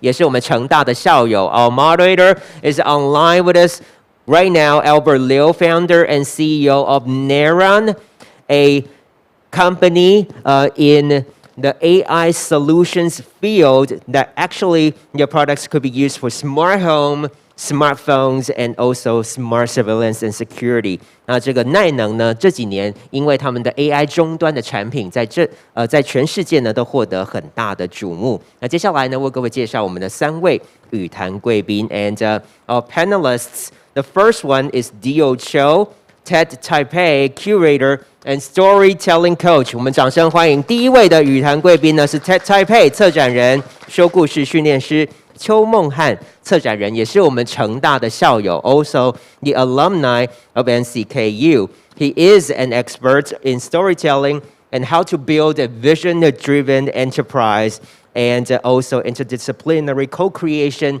and co-learning. 他是说故事行销、打造愿景企业以及跨领域共创共学的专家。那我们第2位的语坛贵宾也在我们今天的这个现场哦。And our second panelist is Gabrielle Sewell, the researcher of Taiwan International Institute for Water Education. 掌声欢迎，是台湾水利环境科技研究发展教育基金会的研究员 Gabrielle Sewell, and she focuses in the research on sustainability development, sustainable leadership, and sustainability education. 那它聚焦的是永续发展的智慧、永续领导力以及永续教育等相关的研究。那我们最后1位的这个语坛贵宾呢，也在线上是美国工业师设计协会波士顿李胜宏副主席，我们跟他打个招呼。And our panelist is also online with us is Shenghong Li, Vice Chair of IDSA, Boston researcher of MIT Age Lab. He really makes a perfect example of interdisciplinary talent. He's a designer, he's the MIT Age Lab researcher, he's the MIT Pro Course Experience Designer, and also MIT Office of Sustainability Fellow. 他是这个跨领域人才的这个代表之一哦，也是我们成大的杰出校友。他是设计师、创客以及教育家。好的，那接下来呢，我们就要把时间交给我们场次的主持人，先帮我们开场。And now over to our moderator, Albert Liu, to open this session for us. 有请南洋智慧刘俊成创办人兼董事长。Over to you, Albert. Hey, everyone, ladies and gentlemen. I'm Albert Liu, founder of Neuron, and full stage AI company provide end-to-end solution for offline AI computing. And today, I will really want to share to echo the President Liu Fengzhen in previous section, saying that I think she just mentioned like the upskill and reskill will be the key for the next generation talent. And she also mentioned that right now it's a pretty special times that even the hiring every company is looking for the talents, and if you want to hire a person, the lead time right now is like a month. But actually, as a founder of the era, we find that right now the 1 month is too conservative. Actually, it might take like up to 3 to 6 months, and it's not only for our case. It's generally happen for all the industry in Taiwan. For TSMC and MTK, it might like take. I think it's pretty rare that you can see the MTK just release a press or a video is for hiring the person only. Yeah, it has never been happened like during the past 30 years in the Taiwan industry. So I would say that because of the national geographic political tensions, but for U.S. and China trade war, and also the pandemic, and caused the pretty special times for right now. I will quote a tale of the two cities from Charlie Dickens, saying that it was the best of the time, and it was the worst of the time, and it was the age of the wisdom, and it was the age of the furnace. So in this periods or special timing, what should we do, and how can we prepare us well to overcome the difficulty we are facing? And I also want to echo the previous panelist, Kenny, saying that right now there are like areas of the education system, like in US, very popular, like Montessori, the founder of the Tesla and founder of the Amazons, have been experienced. And that's also the lesson we have learned when we were in NCKU, National Chinkong University. I think I have been many cities and also attend like many schools like UC Berkeley and UCLA and UCSD, and I have been living in Los Angeles, San Francisco, and New York, and even Seoul in Korea, and because Neuron is a global company, so I kind of like travel all around the world, and I think National Chinkong University has a pretty special very rare in the whole world. It's a campus breaking the boundary. That's another important things I want to highlight here is you can see right, you pretty much can attend the medical school class in the morning, and in the afternoon you can also attend the engineering schools, and in the evening you can also attend the artists or education departments class. It's almost impossible in even the top school in United States. In Berkeley, if you want to attend a medical school, you pretty much need to go to UC San Francisco. You need to cross the city. So that's a lesson we learned to break the boundary, and also in the campus you can see the historical building and also the modern building, and even in the campus there's no boundaries. It's merging with the city, that you can go to the streets and to eat the Yonghe Doujiang in the morning, and then grab a bite for a couple of different food and go to the school. So I think that's also the purpose for today's sections. You can see that the three panelists, except me, yeah, also including me, the four people for this panelists all has the experience to break the boundary. For example, Gabriel Sewell, she has, I think she is from Australia, as I know, and she has been in Taiwan for more than 10 years, and she was the founder of General Ready. And also right now she's working in the, she's a research for Taiwan International Institution for Water Education. So she's the founder, and she's working in the NGO and also working for like in green right now. And I think for Menghan, Menghan, he has I think graduate from Duji in National Tsinghua University, and she has a couple of experience in financial area, and right now he's telling or teaching people how to tell the story, and he's a founder right now as well. And for Shen Hong, he's also quite special. Like he graduated from National Tsinghua University EE department and eventually become a designer right now. So I think people are saying that Steve Jobs become so special is because he's a pretty rare people, has a left-hand brain and right-hand brain combining together, who is the artist and also an engineer. So I think Shen Hong has the same experiences to break the boundary to combining with artists and also combining with engineer, and he is in MIT right now. So I will leave the time for the three panelists for discuss today's topic. Except the reskill and upskill for previous sections people are discussing, right now we want to discuss another key important, which is the how can you break the boundary. I think and right now I think all of us are in the different time zone. I think MIT is in the Boston, and I'm in California right now, and I think Gabriel and Menghan are in Taiwan.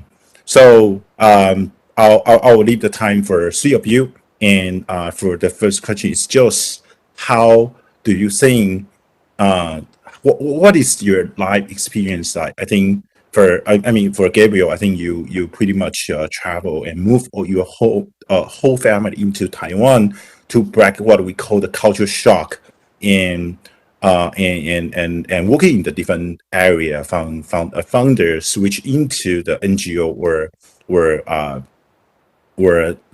industry to discuss in the green. So maybe I think lady first. How about we go to the Gabriel first? Yes, thank you very much, Albert. Albert, we're sorry we might need 1 minute from you because we are moving so fast to the stage right now so that Gabriel and also Menghan can take a seat on the stage, all right? Okay? And then we'll go to Gabriel for this very first question. And 那非常谢谢这个 Albert 刚才为我们开场啊，那接下来呢，我们就请我们这个场次在现场的两位这个语坛贵宾呢到台上来就座。We have Gabriel and also Menghan on the stage, and online with us we have Shen Hong and also Albert. Okay, they're ready. So maybe Gabriel? Yes, it was. Hello, thank you so much for the introduction and good afternoon. It's really an honor and a pleasure to be here this afternoon to share and to dialogue together. Thanks for the opportunity to invite me to share a little bit about my personal life experience first, since the topic of this panel is interdisciplinary learning and how we can break the boundaries. So I just briefly want to share, I was born, grew up, and was educated in Austria. 对不起，是奥地利，不是澳洲。It's the Austria, the one without the kangaroos. So, but we have Mozart. So, but I was very fortunate in a sense that I grew up in a family of entrepreneurs. My grandfather set up a trading company after World War II. And so I grew up in an environment where really from when I was a baby, literally, we had business people, partners, clients, friends, visiting our home, my parents' home in Austria, from all over the world. So that means I was exposed to a really diverse environment from very early age. People who look very different, who speak many different languages, who have different, behavior, cultural background. But I grew up with this in a very natural way, which means that to me, until I was in my early 20s, I really believed everyone grows up like this. So, and then, because my father used to go on business trips, also all over the world, to Taiwan, to Hong Kong, Korea, Japan, in Asia. I'm very grateful because he actually brought me on his business trips a few times each year. And to me, this was a way of learning in the real world, in real life, that, to be honest, I could have never learned to that extent in a school. Even though I went through my formal education, which was very important too, of course. It's one part of it, just elementary, high school, university, master's degree. I did all of that in Austria. But I grew up with a very diverse, and I always say interdisciplinary learning environment without actually really being aware of it at that time. So also my life, I have to say in my life, I always followed my inner calling. It means I always followed where my heart and my soul calling would take me. And luckily my parents supported this a lot because they could relate, because they knew many people in the world. So I actually moved to Beijing after I had graduated from university in Austria. So I studied tourism and hospitality management, and I did my master's in intercultural competencies. And then I moved to Beijing to learn some Chinese. And then from Beijing, life took me briefly back to Austria. That was the time, when the Chinese started to travel, and the travel agencies in Austria, they started to set up China department looking for people who speak Chinese. So tourism, but then it actually brought me further into the education field because businesses wanted to know more about China, especially in Austria, how to do business with China. So I went into the education field, seminar, congress, and then life brought me to Hong Kong, and I completely switched my profession. I actually became the CEO of a luxury brand, of a jewelry company. And that was another big challenge, I can tell you. I moved to Hong Kong, completely new environment. I settled there, and I was in a completely new field, professional field. So talk about disruptions. I can tell you I had quite a lot of disruptions happening in my life. But I realized all these disruptions always were transitions. There was a huge opportunity there, everywhere, for me to learn and to grow. And now talk about interdisciplinary learning. I ended up coming to Taiwan, which has become my home. I'm really at home here 12 years ago. But even in Taiwan, working from the field of healthcare, well-being, into the field that I'm in now, sustainable development, sustainable leadership, with the Taiwan International Institute for Water Education, I noticed that even water can teach me a lot. Nature can teach me a lot. So the way I view interdisciplinary learning, I view it through the lens of nature. What I mean with that is that when we go back really to our childhood, to even before we enter formal education, how do we learn? Actually, we learn in an interdisciplinary way. We learn in what we call a connected or interrelated way. That's what we do. That's actually our nature. So one thing I have personally learned, being here in Asia for about 20 years now, when we go to the, ancient Asian philosophies, I learned so much there about how it is important when we go through big disruption, which comes with chaos, which comes with big change. We also need to connect back to the origin. So when we talk about interdisciplinary learning, the questions I always like to propose to ask interdisciplinary learning, breaking boundaries, is where are we coming from? What's the origin? Interdisciplinary learning, where are we coming from? What's the origin? What's the original nature? How do we even define interdisciplinary learning from that perspective? And then, where are we at?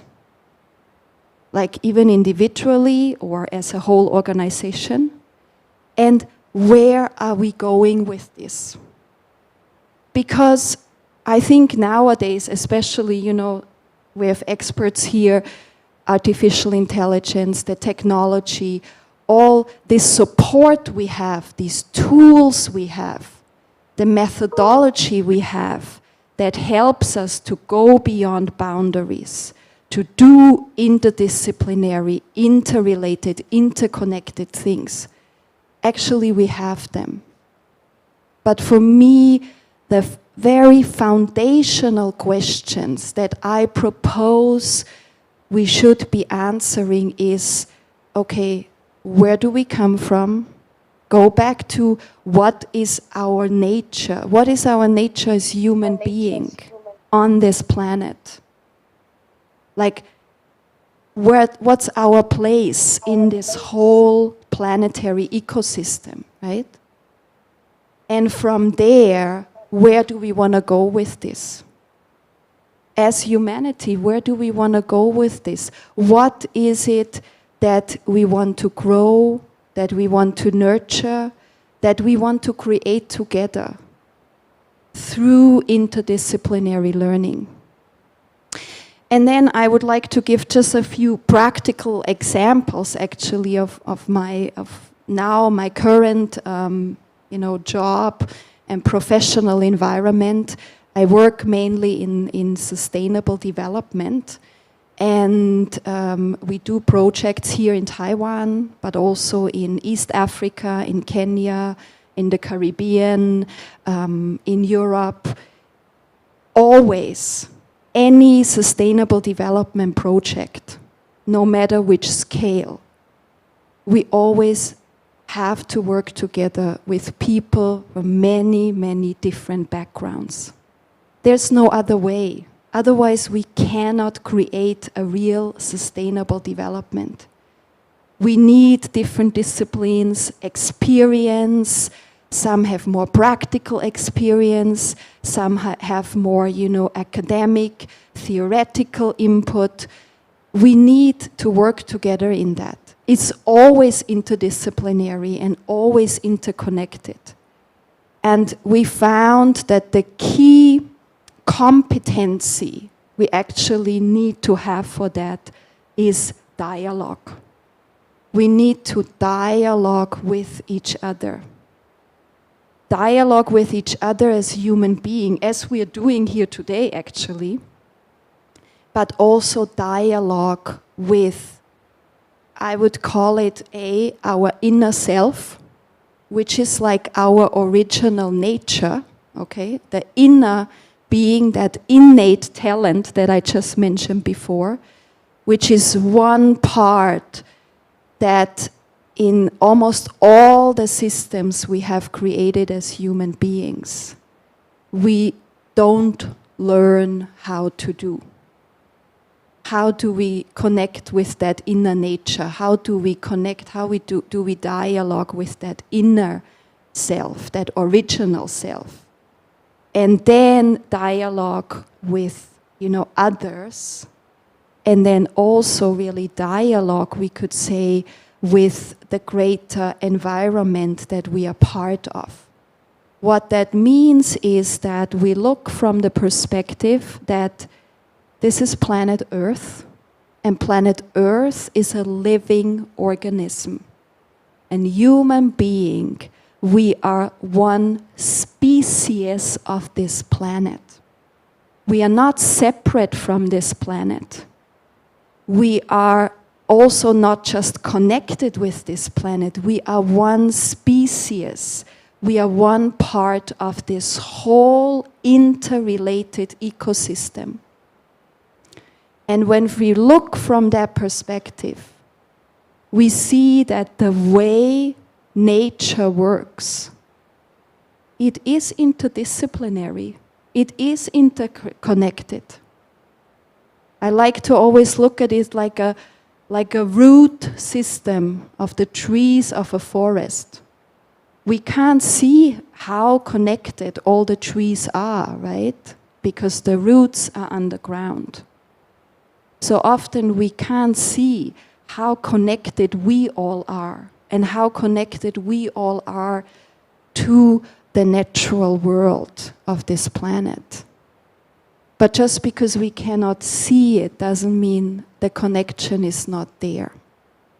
Now, when we look at the root system and how there's some very, very amazing scientific studies on that also recently, how these root systems are interconnected and how the trees through the root system and other support they have underground actually communicate with each other, collaborate, support each other, know exactly what's going on in the whole forest, send, nutrition or receive nutrition. And when we look at it from this perspective, then we come to the topic of nature-based solutions.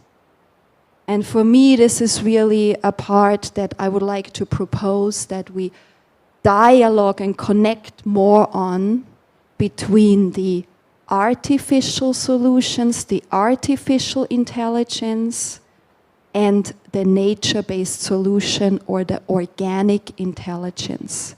Because I can see if we connect the both and we really work together and we find a balance, that's where as human being, with this planet, we can really thrive.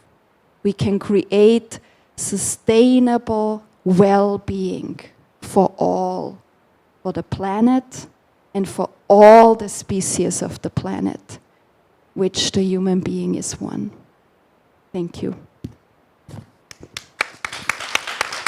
Yeah, thank you, Gabriel. And I think it's almost like a midnight in California, but it's also like even more midnight in Boston. So I'll leave the time to Shen Hong. I think once you have been saying that, you have experienced very tough times when you are in the undergrad in National Qingong University. And what was the reason that switched you from double E department into the design department? What was your life experience to break those boundaries and drive you to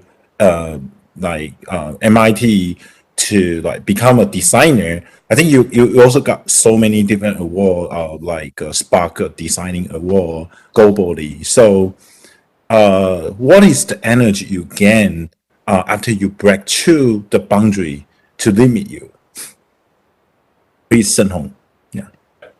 Thank you, Albert, and thanks for introduction. I'm actually kind of reversed, so I'm actually start from industrial design and dual degree, double E, but like it's the same thing. And I really like thanks for Gabrielle share about her like life journey, talk about the inner calling, soul, rooting. I think that definitely like part of my story. For me, like I feel like why interdisciplinary learning is so important, because currently we're in the era of transformation.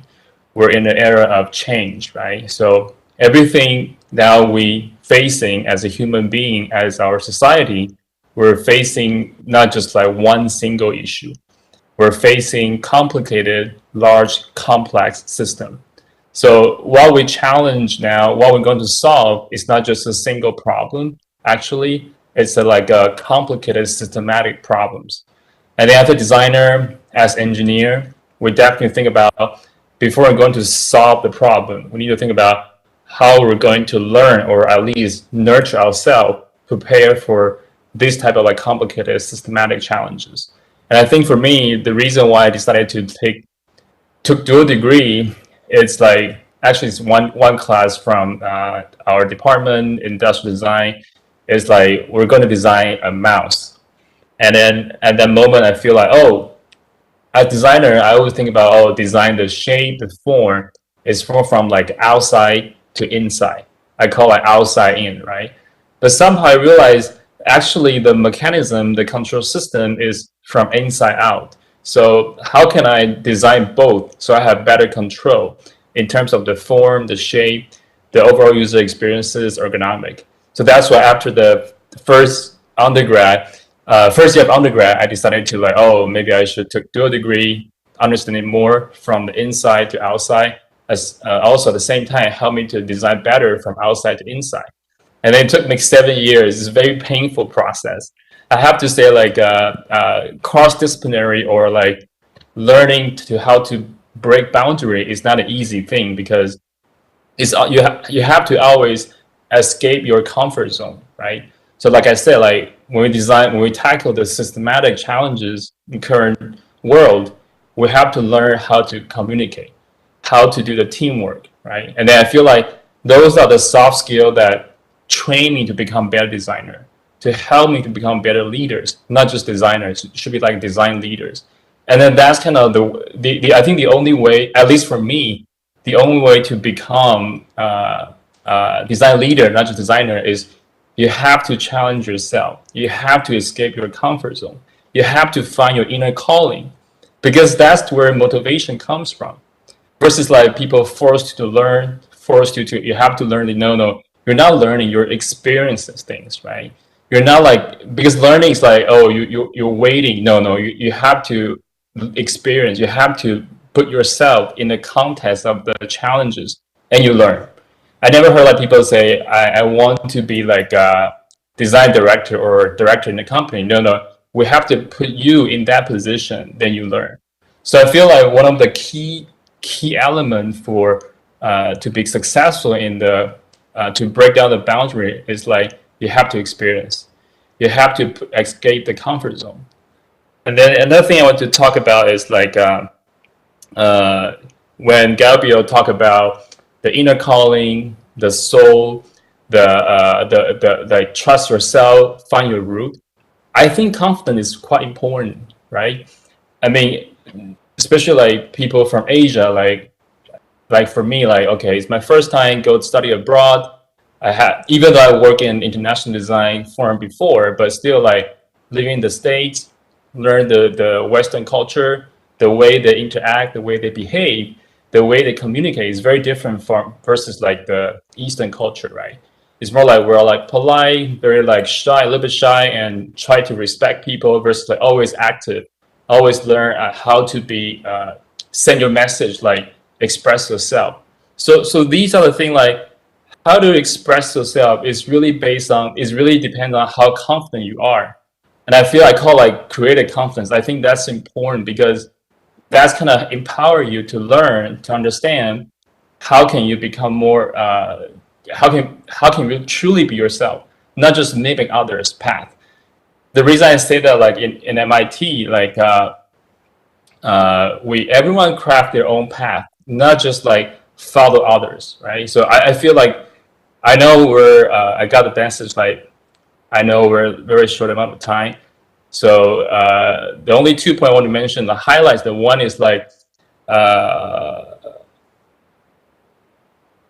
to be yourself, be confident, know your inner calling. Definitely echo what Gabriel said. The second point is like escape your comfort zone, open-minded, always eager to learn new things out of your expertise, out of your background. So that's kind of what I have to, at least for now. Yeah. So I'm a bit slow because now it's like 2:30 in the morning. Yeah. And also, I just finished my final exam. So this is my 5th video call. It's my first web call, but it's the 5th video call. I'm a bit slow. Apologize. I'm very happy to see you all. Thank you, Edward. Back to you. Yeah. Thanks, Sen Hong.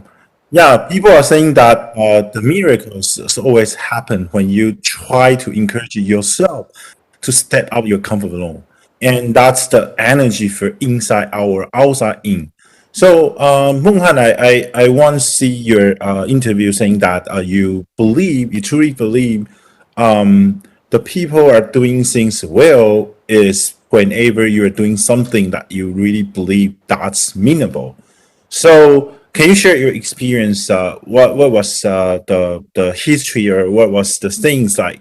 I think you also have studied in US before, and you once like stepped in the financial. I saw that financial, especially working in Wall Street, is always the people's dream job. Then why you want to go back and become like doing something? I think it's related to social responsibility, to encourage or teaching people how to express themselves, how to tell the story about themselves.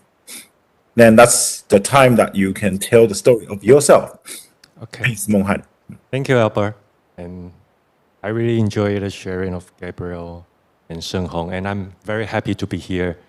I graduated from NCKU City Planning in year 2000, 2000年毕业的成大毕业生。For the past 20 years, it's a very, to most people, it's kind of different path I took. I graduated and I studied city planning finance in the United States, and I went to Wall Street in Hong Kong. You know the Hong Kong pays in Wall Street. And then I moved back to Taipei, also in real estate and finance industry, until about 10 years ago. I sort of quit my job and took a 1-year gap and doing nothing, really nothing. I throw all my business card. I think it's done for me. And the 1 year, I practice yoga. I do meditation. As Gabriel said, I try to find my inner calling. And then after 1 year, actually, the question I gave to myself is, I want to find my passion.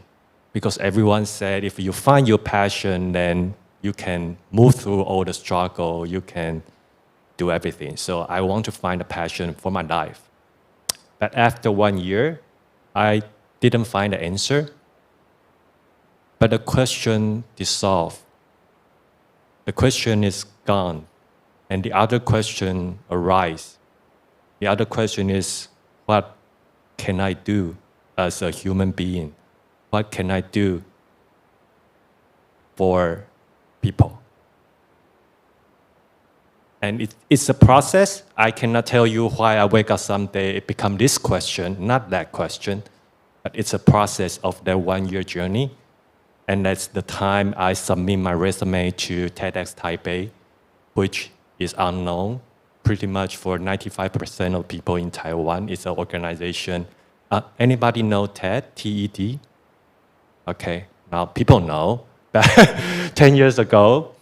90%, even my parents, they don't know what's that about. And I actually don't know much. But I know they hold the event, they invite people, and those sharing are inspiring, and I was inspired. So I feel I could go there and do something, and I go and I learn because I know nothing about hosting the event, about curating the event, about how to tell a story. And I'm a storytelling coach, as people say now. So late one year, let me find my own. I answer my inner call and start to work in TEDx Taipei. Okay, 1 minute, right? Okay. We have 18 minutes in TED. This is tougher than TED stage. Okay. I try to make it short. So that's TEDx Taipei.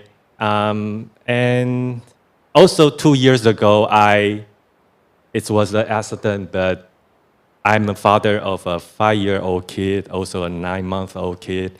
So 2 years ago, it was an accident. I become the principal of a kindergarten school. And people will say, oh, you moved from TEDx Taipei and then you kindergarten school, and I know nothing about education, and I still do it. Because that 10-year journey let me know it's really not about the skill set you have. It's really about what you want to do. And then if you are clear and you start to develop those soft skills, it will just go along the way, and the dot will be connected. And I would like to share some practical observation that I found in TEDx Taipei, also in my personal experience. But I maybe leave it to the second question, or people will ask, like, what competence that I see in people who are striving cross-disciplinary learning. So I will just stop here and go back to host Albert. Yeah, thank you. Actually, Neuron was found in the very first day as a global company. Right now, we have 7 offices globally, and we have a different people from different cultures. And as people are saying that different culture, different thinking. So we are always trying to break the boundary for each others and to break the cultures. And I think it's a lesson I think it's a lifelong lesson for everyone. Is people are quite different whenever you're grown up and wherever the culture you have experienced. But people has something in common. Is we are always looking for the lesson about yourself. So I think from 3 of you, I think we all have the same things is in mind, saying that listen your heart, and also listen your mind, or listen your voice from your heart. Like what is the truly things that you can encourage yourself, or have the institutions that you wanna devote your whole life long to do something. So I think it leads to another second question I want to give all of you. I think we don't have too much time, so maybe we can keep it in shows for everyone, like 2 to 3 minutes. Like, I think, what is the thing that when your whole life journey that you think that is worthwhile? So I think doing something meaningful, and I know 3 of you are all like has experience in working in the industries, in like finance and in engineering, and even has a founder as a leaderships and right now we are all doing something that we feel quite meaningful as a green or as a NGO for our society. So I don't want to keep the order, so please feel free to speak it out. then we want to leave another 5 minutes for the Q&A section. Yeah. I can start first. Sure, please. Yeah, thanks, Albert. This is a great question, and I feel for me, people are always looking for a sense of achievement. What I mean by sense of achievement is like, oh, I have a job list, like a checkbox, right? I need to finish everything. It's like a task. Yeah, I finished all my work today. I did all my job. It's a great job. I think that's a sense of achievement. But for me, I feel like, at least for me, my personal experience as a designer, I feel we need to shift it from a sense of achievement to a sense of fulfillment. And what I mean by fulfillment is like something like Bong Han said, like you're super passionate about to do. It's something you die for do. You die for it, right? You have to do it because you cannot live without that things, right? And then for me, the easy way to measure a sense of achievement is when you're working on something, you totally lost a sense of time. You know, so for me, one of example, my personal story is like when I do I have work, I have like a lab assistant work, I have like a designers, I need to finish an assignment, but at the same time, I tell myself every year I need to finish my own side project and just one side project. And when I did the side project, I'm super excited. I forgot about time, how much time I invest in my work. I forgot about all the effort. I feel like I really enjoy the process. And I feel because of enjoyment and a sense of achievement, a sense of fulfillment, it kind of bring me to the next level of like journey, bring me to another doors or another path of my journey. So I feel like we all need to find and also recognize we have both like a sense of achievement to get things done, make job excellent, professional, but at the same time, we still enjoy our own life, right? We're not just working for our company, we're working for ourselves. So I always view MIT as my client. So I make sure MIT is happy, I'm happy, but at the same time, I need to enjoy my life. So I still leave some time for my personal side project. So that's kind of my understanding of this question. And thank you so much, Albert. Great question. Yeah. How about Meng Han and Gabriel? I think Shen Hong just took my answer. Yeah. I often ask myself, especially these couple years, when I feel I kind of get lost, or when I feel it's not a very calm, peaceful day, when I sleep, I often ask myself, how would I live my life tomorrow so I can feel fulfilled? I don't know if everyone here, you even asked yourself this question before. What kind of life I live, I will feel fulfilled. Not successful as the society see it, but fulfilled. So if I didn't open my eyes tomorrow and I just leave my body, it's still good. I think that's the question for your question, the answer for your question. Yeah. Yeah. Thank you. So how about Gabriel? We don't have too much time, so maybe you can I'll make it really short, but thank you for the great questions and the wonderful answers we have already. Maybe I'll share something, just a practical thing I do for that every day, because I notice that sense of fulfillment. I have observed as human beings, I often talk with students as well, younger generation. I have 3 children myself. I feel we all actually want to contribute something that is in a way greater than ourselves. So for myself, I've started this practice that every morning I sit down, I just make 10 minutes of quiet space for myself, and I ask, how can I best be of service to the well-being of the whole today? And the answer that comes is different every day. And sometimes it might be as simple as walk to school with your daughter because it will make you happy and it will make you happy and you will spread happiness like that. It can be very small things, but that's really a practice I do every day. How can I best be of service today for the well-being of the whole? Thank you. Great answers. I think, in summary, in the previous sections, the all panelists are saying that reskill and skill up will be the key things for the next generation's educations, or people really need to, when you step out the campus, the skill set you need to have.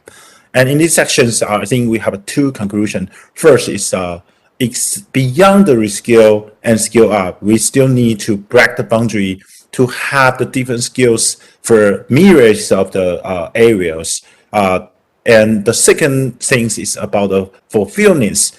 You need to work something that you really believe that's worthwhile.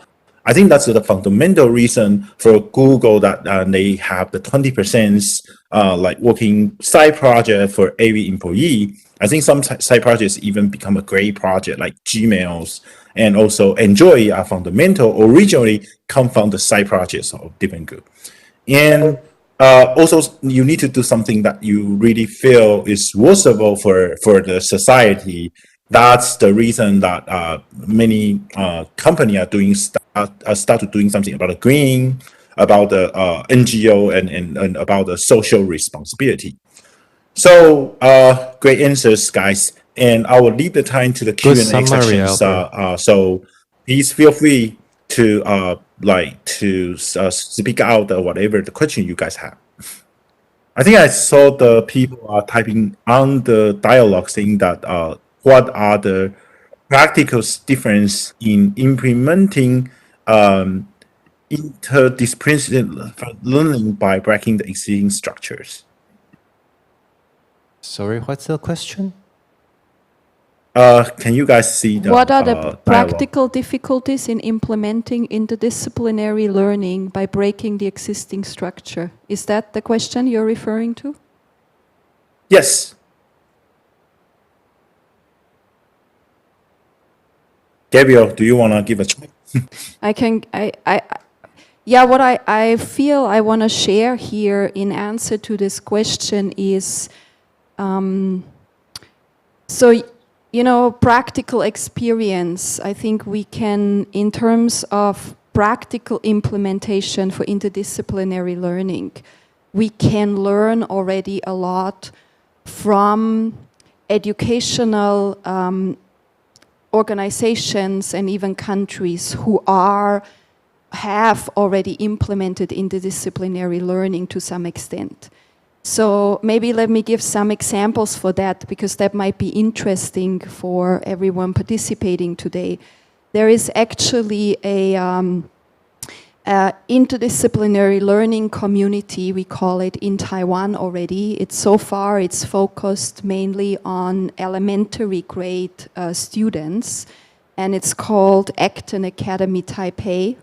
But that is really set up as an interdisciplinary learning community. So that's where interdisciplinary learning really happens. And really also the tools and the know-how is being taught of understanding yourself, knowing yourself in relation to others, in relation to the world, in relation to the environment. So this is one, I would say that the difficulties, because I know the person very well who set that up, the difficulties really are mainly that our existing systems are really not set up for that. So what we learned from setting this up is it makes sense to start with small learning groups, to go slow. It's in a certain way, it's a learning by doing also for the implementation of this interdisciplinary learning. Another example would be maybe as a country, Finland, which in their education system, they have already started to transform a lot into the field of interdisciplinary learning. And one model they use in Finland is so-called phenomena-based learning. So the way this looks is children or students don't anymore learn by different subjects as we are used to, but they will study one phenomena of life. For example, we could study happiness. Let's say study happiness as a phenomena, and then study happiness from all different fields, from all different subjects. Plus also study the phenomena, study happiness, not only theoretical, but also as a practical application. So interdisciplinary learning also means we learn left brain, right brain, but we learn not only with our brain, we actually learn with our whole bodies by doing things, by practical application as well. And so I would say the main difficulties for implementation is that in a way we do need to change the education system, and we are. It's on the way. But the current frameworks aren't really set up to support it. So that's where it's like a learning by doing. And I would also say the other difficulty for implementation is, it comes back to ourselves.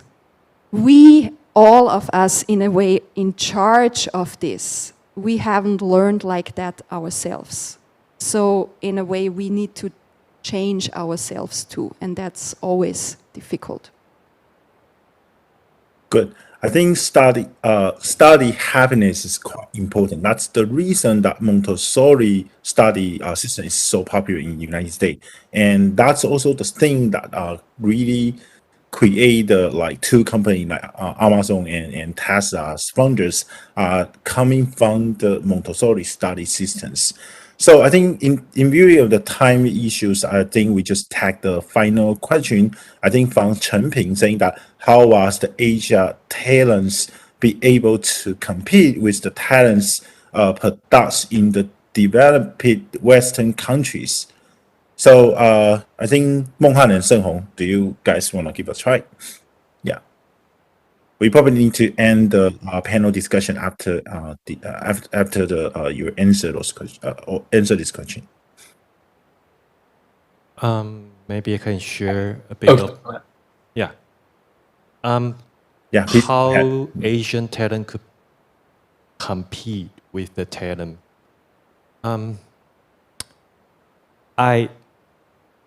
I don't feel talent is here in the world to compete. So I think all talent are here in the world to co-work. So that's my answer. Yeah, great. I think actually we have some employee in Taiwan and also in US. I really feel that the talents in Taiwan are pretty good about the executions, but from 0 to 1 for creativity, as we just mentioned previously, I think breaking the boundaries is important. I think that's the things that we should try to improve. And except about that, I think the talents in Taiwan are quite great. I think they have no difference between the employee in Taiwan or talents in Taiwan as a Silicon Valley. So great discussion. I think for myself, I really learned a lot. So I will leave the time and give the mic to back to the Tianxia's and for the breaking times.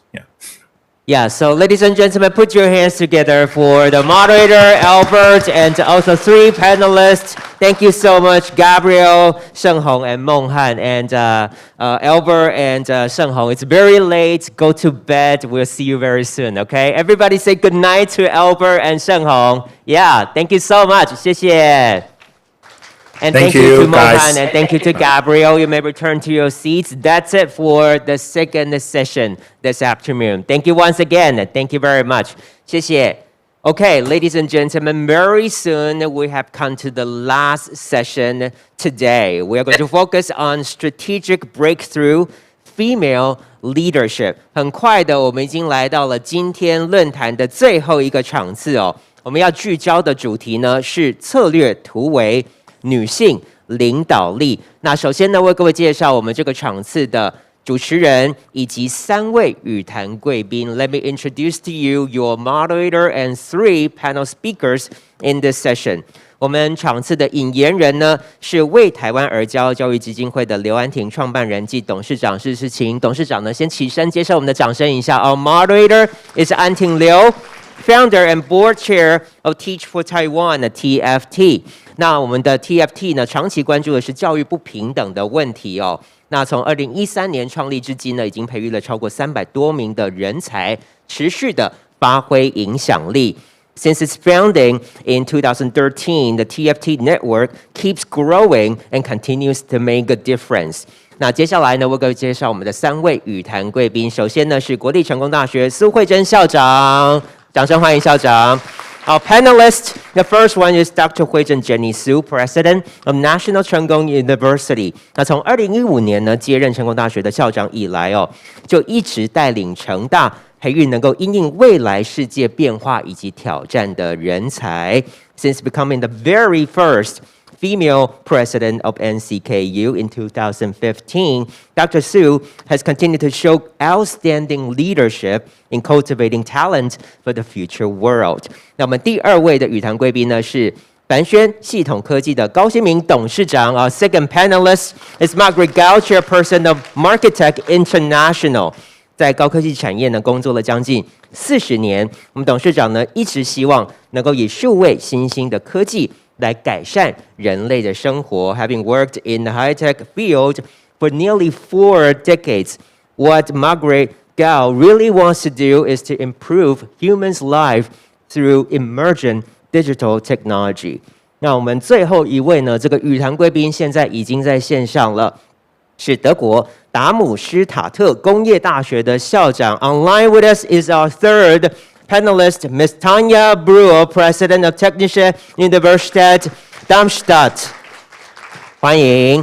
那这个校长呢是非常活跃的科学管理人哦，他曾任欧洲工程大学教育研究联盟 Cluster 的主席。那同时呢，他目前也是黑森邦5所大学联盟 KHU 的发言人。She is active as a science manager, and she was president of the Cluster Consortium. She's also the spokesperson of the 5 University of Federal States of Hesse, Germany. 那以上呢是我们场次的主持人以及3位语坛贵宾。那接下来我们的场次呢，首先就要有请安婷为我们开场 ，Ladies and gentlemen. And now, please join me in welcoming your moderator for this session to give us the introductory talk. Let's welcome An Ting from TFT. 掌声欢迎。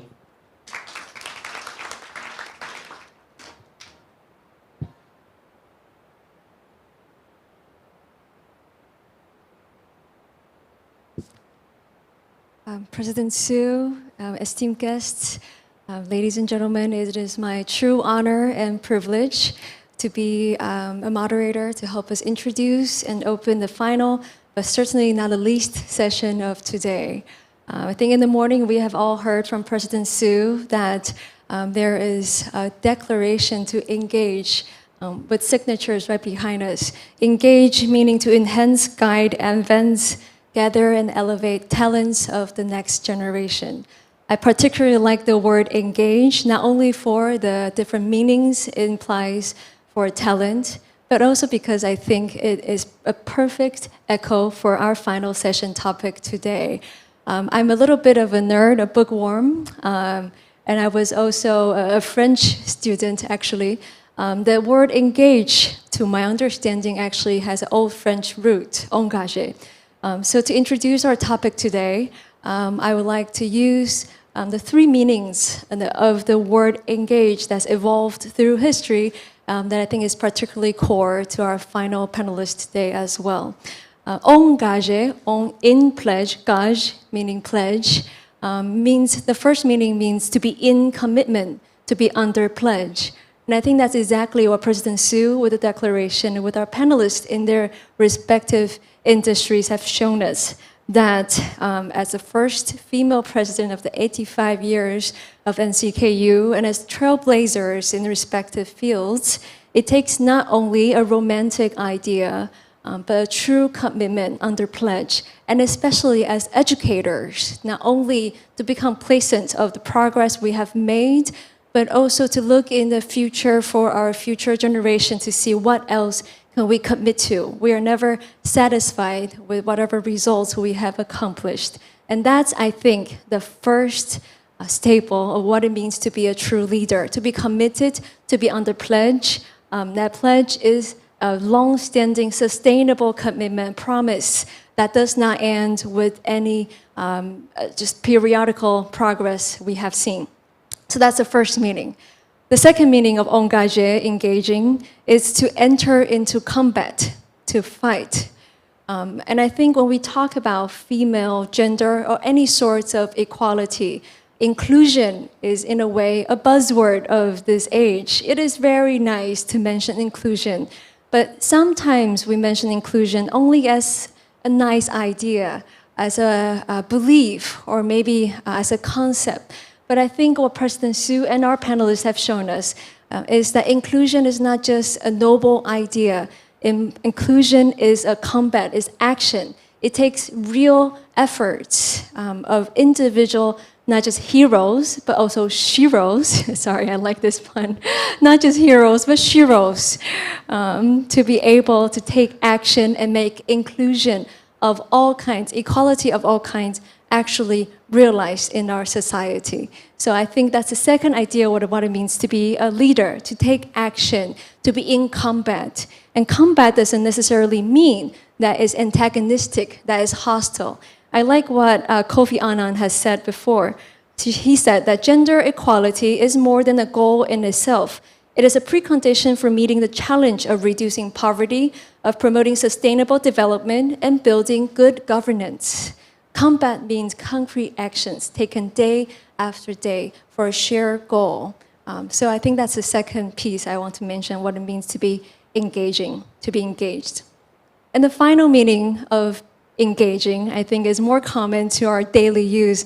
We see on Facebook, other social medias, that some of our friends are engaged to be married. But to be married is not just in the romantic sense. To be married also means to be united, to be connected. And I think that's the final piece of what it means to be a leader of today. Not just to see leadership as a competition, as a zero-sum game. Leadership matters because it connects people, particularly for this divided world. We need leadership that is rooted in community. Leadership that is not only rooted in local communities, but also cross borders, cross genders. Because for this broken world, we need strength and leadership from all sorts of different talents to be able to solve the grave issues of this time. So I think that's the three meaning of engaging, and I think it corresponds to the topic of female leadership perfectly. And to summarize a little bit of my opening, I want to share a personal story. My grandmother, who was born in Taiwan during the Japanese rule, whose father died during the war, was a curious and diligent girl who was lucky enough to be one of the very few groups of Taiwanese local students, female students, admitted to a prestigious high school, Taichung First Girls High School. But without male protection from her father, without support from mainstream values, she was denied the opportunity to be educated. She was denied the opportunity to realize her full passion and potential. So she, like many others in her generation, was married at a very young age, and she did run our family like a Fortune 500 company, very efficiently, very effectively. But scarcely half a century later, I don't think here, her granddaughter standing here, as somebody who's been inspired by other female role models in a society where we've made great strides in promoting equality. This is a scene that my grandmother would have dreamt to see. And I think my standing here is a testament to how much we have done. But there's so much more we need to do. I'm also a mother of a young daughter, 2 years old today. So I'm standing here as a granddaughter and as a mother myself to say that leadership of all sorts matter. Female leadership particularly matters because, like the popular movie Shang-Chi recently said, the most underestimated power in this world is girls. So I think finally, I just want to say that today I'm so excited as the 3 meanings of engaging says that we are going to be inspired and learning from female leaders who have committed, who have combated, and who have connected to change not just history, but her story. And it is time to declare not just an action plan, but a paradigm shift. That inclusion is not a luxury, inclusion is a necessity. So please, ladies and gentlemen, join me in welcoming 3 trailblazers who, through their commitment, their combat, and their connections, have taken bold visions into action and modeled leadership for our today's society. So please, a round of applause for our panelists today. Thank you. Thank you very much to An-Ting. Would you please wait on the side for a while as we are moving the sofas to the stage? Thank you very much. And it's a lot for us to take home from An-Ting's new interpretation of engage, leadership, inclusion. We have to take actions, engaging, and to be engaged, to have a better life, to have a better world, to have a better future, and stay united and stay connected. Thank you very much. And now we'd like to invite our 3 panelists to join us, 2 panelists actually, to join us on the stage. We have our panelist, Professor Tanya Brewer, connected, thankfully, via internet with us. Yes, okay? So we have An-Ting as our moderator, and also President Su, and also Chairperson Margaret Gao. All right, over to our moderator, An-Ting, again. Hello, it's working. Great. Hello, Tanya, I'm President Su, and Chairman Kao. It is, as I said, an honor, and so I would try to limit my talking and leave most of the time for more wisdom from our panelists. The first question, I think, is stemming from our shared understanding of the first idea of engaging being commitment as educators. So I think the first question that I want to ask particularly, let me see how many minutes we have for our first question. We have about 5 minutes each for our 2 higher education educators, President Brawl and President Su. Could you share a little bit more about the trends that you're seeing in education? How do we realize gender equality as educators and shaping the society through education? So perhaps first, can I invite Dr. Brawl to share your insights with us? Thank you. Thank you very much. And thank you very much it's really an honor to be invited to your symposium. And it's an honor to have the opportunity to discuss this very important questions with you. I'm delighted that I've learned a little bit about the Engage project, and I think it's extremely important. So coming to your question about gender equality, perhaps I start with giving you an impression about the situation in Darmstadt, at the TU Darmstadt in Germany. It's a university of technology, and only 1/3 of the students are female. And this is typical to the situation in Germany, because girls or young women are rather reluctant in studying STEM, so engineering and science issues. And the most important thing is that even if we have 1/3 of female students, we do have a leaky pipeline, as we call it. So there are only 29% of PhD students which are female, and only 21% of female professors.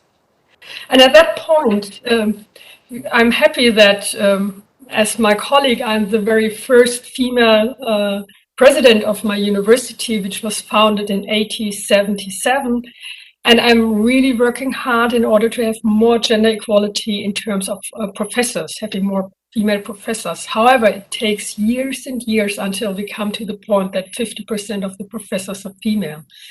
And I know that, or everyone probably in the room is aware of the fact that something exists that we call unconscious bias, which means that if we are looking for a new colleague, we do have the understanding that this colleague should be more or less similar to those male professors that we do have at the moment. So I think first point is we have to work on the numbers, on the sheer numbers. It would be very important to have Eric?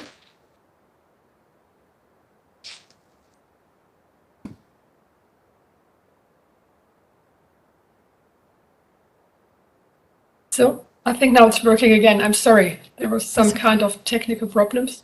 No, we So my first point was regarding the numbers. We have to work on the numbers that we have really gender equality on that point. The second point is that I think that the equal participation of all genders is not only something that is normatively required, but something that we substantially benefit by all. So the challenges that we have in order to have a sustainable transformation of our societies, we can only handle this if we have a look on including all different, or is it working at the moment or isn't it working? It's working, okay. It's working. Sometimes I think it goes black here, sorry at this. So since we have these tremendous challenges at the moment, I think that we need to include all genders. And the third and most important point, perhaps, is that we need to overcome these stereotypical ideas and attitudes regarding the genders. And I was had an emotional moment when you talked about your grandmother and the idea that a woman should marry in a very early age. So this has to change, and I think our countries are on a very good way, but other countries have a long way to go. So we need to work on reducing and finally eliminating the structural barriers that hinder the equal education system. And this starts very, very early. I think it starts with the kindergarten. So in Germany, we have the system that the girls are playing with dolls and the boys are playing with other things. And this is something where we really should start and saying we have to change the whole society in order to create gender equality in education. So thank you very much. Thank you, President Bra. I think it's such an important point that even though some of the biases in my grandmother's time was much more structural and obvious, now perhaps is less obvious, but as President Bra said, perhaps the unconscious bias is still very much there, and we need to be extra deliberate in identifying them in education and finding ways to change that. And President Su, what have you done in that regard as well? Well, actually, I don't think I personally have done much. I've been so much supported by my female colleagues, faculty, as well as my students, female students in this campus. I certainly have been truly, truly benefited and supported by the true story that have presented every day around me. I think everyone counts, every gender counts, and we are all equal partner, equal player in this grand society. With that change of mindset in general, I think that creates an even more natural platform or background for us to march together to for a more gender harmonized society. But I take this wonderful opportunity to send my very first greeting to Tanya. Actually, NCKU and Darmstadt has been long-standing and very, very close partners in the past decade. So I personally have enjoyed the visit to the campus, and I personally have learned so much by the evolution of this grand institute. And very much echoing what Tanya had observed personally from her experiences and observation, I think we are not that much different in terms of the diminution of a STEM sort of a professional, female professional through the pipeline. So what it would help is really by the evidence of a story like President Gao. I think the society have enjoyed and witnessed these true testimony from successful IT professional, female professional in working life when balancing their personal family life as well. Now, having these successful story brought into the arena certainly would help encourage and motivate our female students to be more confident, to be more sort of active or proactive in presenting themselves. Now, having the presence of greater and more female professional in our society would naturally somehow create a gender balanced society. And I think all this would help for us to change those mindset along with the betterment of few policies, infrastructure, and altogether, I guess it would be hopeful to the society to come at the situation that we would all enjoy. So thank you for that. Thank you, President Su, and thank you to our two educators and trailblazers in science and academia, and have shown us that truly the battle is not yet finished, and particularly leading to my second question, because not only is it that there are structural biases that we need to combat, it is also a trying time. After COVID, the globe is still in the process of perhaps recovering. Although I heard that in Europe, people are traveling as if it is over. But I think at the core, we note that it is not only not over, perhaps it will never be over, in the sense that it will never go back to life as we used to remember before COVID. And I think it could be a challenge, a crisis, but also an opportunity, particularly in innovation, because in such times we realize that always old ways that we used to do education, ways that we used to manage, ways that we used to define leadership, perhaps are not that applicable anymore some of it is not so applicable anymore in the new age of post-pandemic normalcy. So I would like to project the question back to President Su. If you could share with us your observations and some of the actions specifically you've taken to help us understand that in the face of grave challenges that perhaps will never be over in this new era, what are some of the attitudes and challenges, opportunities, education, innovation that we could see in this time? I'll try to speak from our own exercise in the campus and as a faculty in a comprehensive university, in a university that pride himself to have a core responsibility in the development and progress of not only our city, but also the Taiwan's society and the global society as well.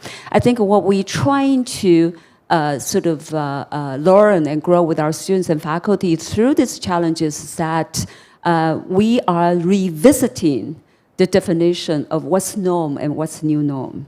I think we are adapting every day in a way by taking in, learning, appreciating the definition of the previously existing terminology through through the introduction of new paradigm, through the exercise of new technology, through the practicing of a new lifestyle. We altogether is defining our new future.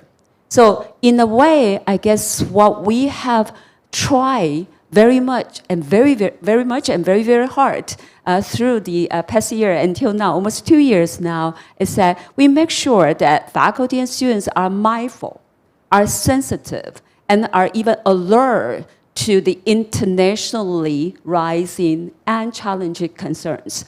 So often in the previous decades, maybe we are so focused and we will be perfectly well in looking at only our local needs, in our local supply. And with that, probably would fill and sustain our entire career time or entire lifelong. But today, no boundaries as defined by before.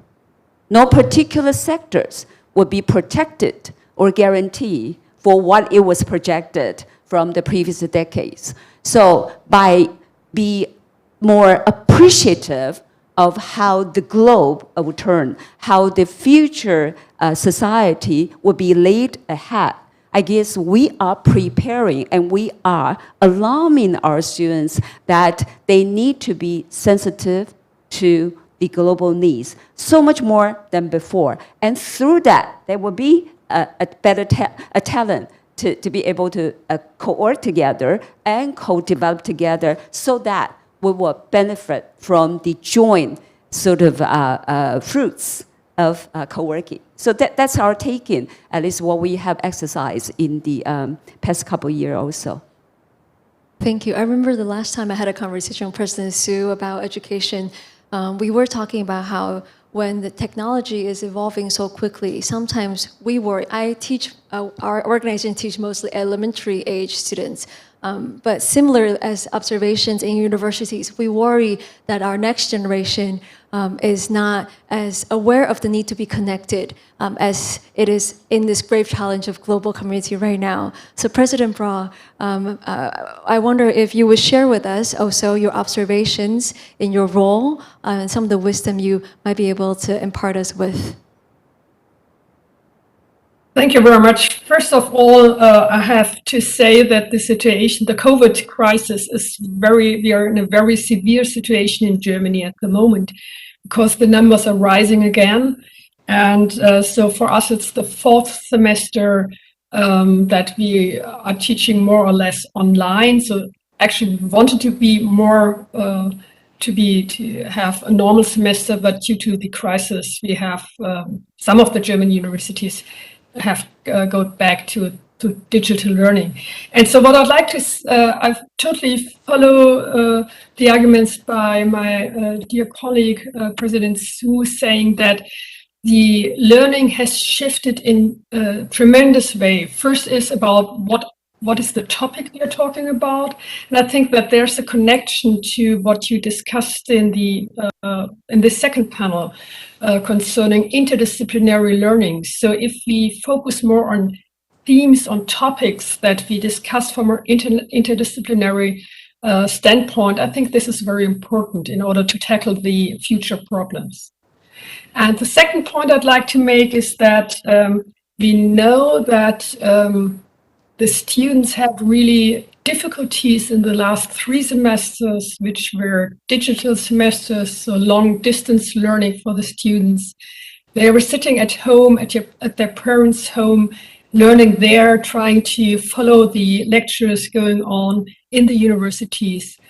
And in the beginning of the pandemic, we had the idea that perhaps kind of hardware is missing or that they don't have the computers that they need. However, this is not the point. So we did some questionnaires to the students, and 80% of the students said they miss their peers, they miss their fellow students. And so I think what can be an idea for the learning in the next years and decades is that learning is more about people interacting together in one room, and that perhaps lectures are given as in distance learning. Lectures can be delivered by video conferences. There's no problem with that. Having more or hundreds of students in a room listening to one lecture is important. However, this can be done by video conference. And I think that universities should and could concentrate on delivering spaces where people come together, discuss together, and have an active learning process there, because I just like to reiterate, 80% of our students miss their fellow students and they miss the discussions with the lectures going on. So I think the challenge ahead is to find, in a new normalcy after the pandemic, to find a good balance between online learning and learning at the university, because many of our students are working, many of our students have families by themselves, so at one point or another it might be good to have distance learning. However, in general, I think that coming together, being in a room, learning together is of utmost importance. Thank you. Thank you, President Bra. And finally, for this question, I'd like to invite Chairperson Gao, your observations on trends on interdisciplinary talent cultivation and perhaps what it means to be cooperating in the post-pandemic era. Can you share with us what you've seen so far?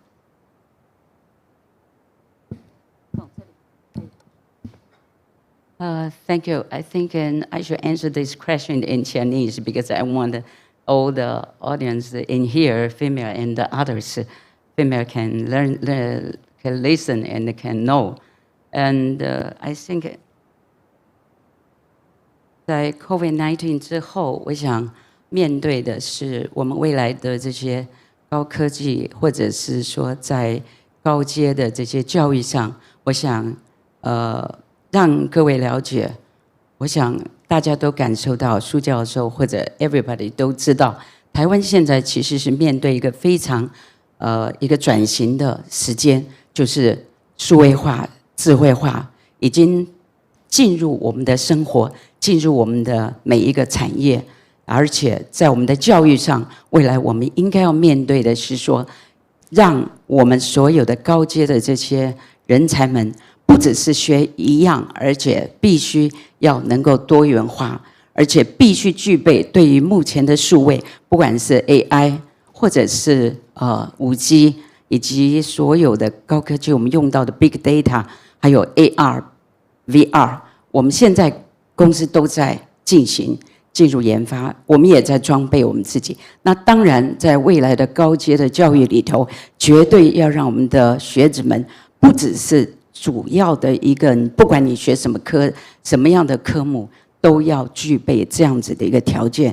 那当然，另外的就是说，在所有的里面，其实应该要具备的是说，我们这样子的一个冲击之下，产业跟我们的教育跟学校们应该怎么去做一个合作。在我们是产业的，我们是高科技的公司，我的主轴是高科技，但是我也要说，我们产业必须跟所有的像苏教授、苏校长目前所推展的高阶的教育里头，我们产业跟学校要做合作，因为我们想要让目前的学校每一个阶段的，特别是大学教育以后的，都能够进入到产业里头，进入我们的暑假、寒假进来做一些 practice， 了解产业原来是这么样的进步，这么样的严苛，对于新的数位化、智慧化已经严重的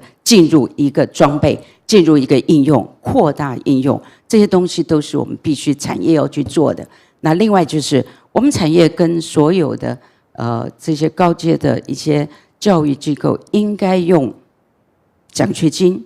或者是用一些共同的研发专案，来让我们产业能够跟学校早一点的结合，然后让学校跟我们的产业能够做一个很适当的连结，让我们的学生们在产业学习过 practice 之后，能够再回到学校。跟教授那边再找寻他们有疑惑的，或者要学习的，或者应该要装备的资讯，这些都是我们产业跟我们的高阶的教育应该要连结，应该要建立，让我们能够更感受到 COVID-19 之后，其实给大家的冲击是在产业里头，在你的生活里，同样的，在你的 knowledge 里头，你必须要具备，必须要装备。当然，这是必须的，而且是让每一个科目的学生都能够了解，都能够参与，更能够装备。这是我们所期盼，也能够期盼能够达到这样子的一个目的，解决我们的人才荒。谢谢。谢谢高董事长 ，Thank you, Chairperson Gao. Revert back to English for the purpose of moderation. I was very inspired by what you said about reimagining the role of universities with the real challenges and real environments of perhaps the industry. And I think the one-size-fits-all education model really is challenged since it was invented more or less in the industrial era, perhaps starting in Germany. So I think that leads to my final question, and we'll open up for Q&A for Chairperson Cao, leading back to the role of female leadership. I think what you're talking about reimagining also includes reimagining the gender roles in our respective leadership positions. So what are some of perhaps the female strengths, the female qualities that you think could be very important for the reimagination and reinvention of our education and perhaps society as a whole? Can you share with us your observations? 对，我想在目前的整个科技的进步之后，我想对一个我们女性来说，我们的特质是说，女性特有的特质，细心，而且非常的关注。另外就是说，我们的圆融，刚刚有 panel 的 speech 的人说，圆融、协调、沟通，这个都是我们女性的特质。那这些女性的特质，重点就是说，如何进入一个组织里头，让这个组织能够接受我们女性的参与。但是我们女性要注意，千万不要被现在所有现实环境里头这些对性别上的限制，局限了你自己的一些能力跟你的发挥。一定要破除这些。当你在工作的时候，你是中性的，没有性别的差异，我们一样具备知识、专业跟我们的能力，所以这一点是非常值得要被鼓励，让女性们突破这一点。那但是重点是说，除了你具备这些特质之外，重要你必须跟所有的其他男性也好，任何人，你都要在组织里头担当责任。那如何担当责任？就是说，你必须要能够装备自己，愿意承担责任，愿意去参与公司或者组织里所给予你的重任。这个重任必须要了解，你可以做，你能够做，你也可以突破自己，然后一面学习，一面贡献。但是女性有一个非常重要的一点，你必须让你的家庭跟你的事业之间取得一个平衡点，就是说，在家里的另一半或者你的孩子能够接受一个职业的妇女，那么让我们自己在取得平衡点之后能够接受。当然，女性要用你的智慧，回到家里，我们不是给予质，我们不是给予量，而是给予质。就是说，量我们也许没有那么多时间，但是聪明的你可以把它 balance 一下，给予值的呵护，给予值的照顾。那么在事业，甚至在你的家庭里取得一个平衡点。但是我更要说，我们的女性其实目前应该更要具备的是说，努力在学的或者正在学习的，都要去努力 SMT Science、Technology、Mathematics， 然后让你自己知道，在科技里头，你的 knowledge 里头，或者是在你的整个的数理的方向去钻研、去 study， 然后让自己能够有更多的机会发挥我们女性的智慧、我们的能力。没有人说不可以，也没有人限制你，而且不要怕，尽量的去接受这样子的挑战，装备自己。这是我对女性的鼓励，也现场的还有未来的所有的听众们都能够知道，其实担当责任，努力向前，努力去逐梦，让自己说我可以，我能够，绝对做得到。感谢。谢谢高董事长。Thank you so much, Chairperson Cao. Before I open up for Q&A, I would like to invite President Su and President Bro perhaps to respectively give us some advice for young women who are aspiring to better fulfill themselves and also to help solve grave society challenges. What would your words of advice be for such young women of our generation? Perhaps first, President Bro, would you like to lead us? Thank you. Thank you very much for this important question. I think my advice has 2 points. The first one is for the young female colleagues, do what you're really interested in. So if it's mathematics or STEM or even political science or whatever, just go your way. Do what you're really interested in, because that's the point where you're really good. And the second time, and here I'd like to follow on to what we just heard, is regarding the questions of being mother. I'm also mother of a now 19-year-old son. I'm very proud of him.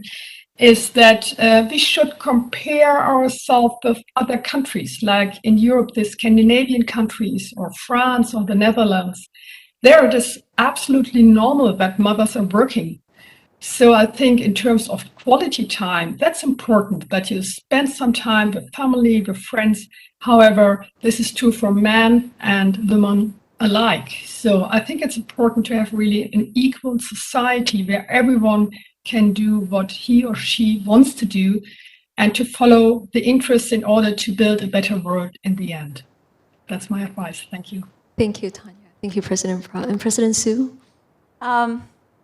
It's often the toughest question for me. I don't ever know how I can best advise people. But let me first take the points that Tanya just made, the very first one.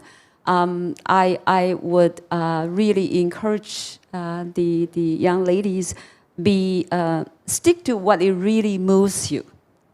I don't pick the word of motivates you. Rather, I would stick with the word moves you. I remember that's how I stick with my thesis work. That's how I go around different parts of the less developed country in a very voluntary mode. And I think if you truly have the time every day to visit the deepest heart of your true spirit, you would know where your strength comes. You would always look at the higher goal and higher end of what can serve the people. And once you truly get the satisfaction or support by knowing that you are serving the good for the people that you don't probably know yourself, and I find that's the best way to gain the strength and energy every day, even without sleep.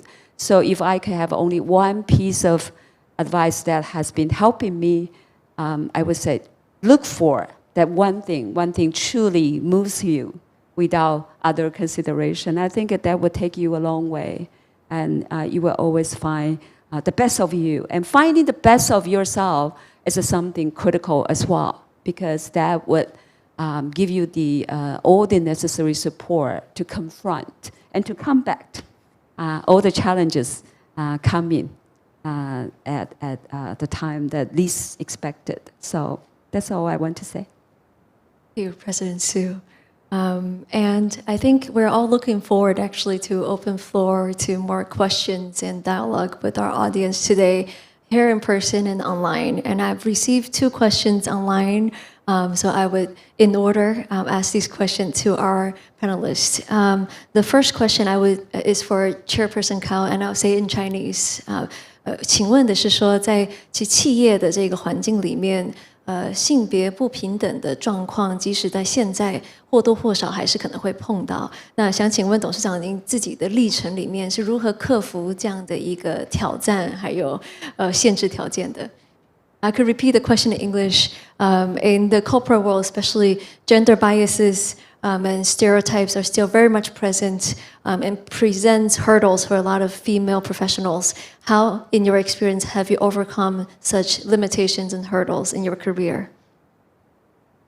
感谢。我想，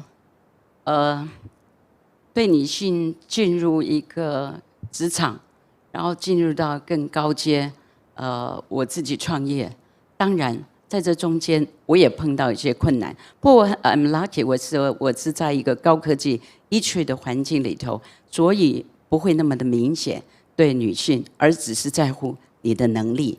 所以在创业，甚至在我工作的整个的环境里头，我想有，但是我自己，女性不要在乎别人怎么看你，或者给你的挑战。重要的是说，你要有克服问题、解决问题的能力。你可以很坦然的把这些问题解决掉，或者根本就漠视它，然后让自己很坦然在你的工作里头贡献你的能力。这是我想在所有的工作里头，每一个女性，不管你在任何的场域都会碰到。那特别是我们在高科技里头的时候，我们尤其我创业领导我的干部，当我刚创业的时候，我有一个男性的工程师跟我说：“对不起，我要辞职。”我问他为什么，他说：“我不喜欢一个，我也不习惯一个女性的主管来领导我。”我跟他讲，你如果对于公司任何条件我都可以接受，唯一不能改变的事实，对不起，我是你的老板，你必须要接受。这个就是很大的一个挑战。但是 anyway， 我想这些所有我们都能够坦然的面对，有些东西可以去解决，有些东西根本就不要去管它，不要去理它，因为那些所有的不公平或者是对女性的一些，那我想那不会影响你在工作上能力、你的冲刺，还有你逐梦的一个所有的能力，这点是绝对的。感谢。谢谢高董事长。Thank you, Chairperson Cao. I'm also seeing additional questions, perhaps more for the two university presidents. How do you define gender equality in your context? Does it mean, for example, in terms of numbers of different genders working in certain fields or studying certain subjects? Or is it crying out loud to give more opportunities or more favor to a certain gender or certain group? How do you define gender equality? Perhaps I'll first also invite Dr. Bro to share with us. Thank you very much for these interesting questions. I think the most important point for me for gender equality is that everyone has the possibility to act as she or he would like to.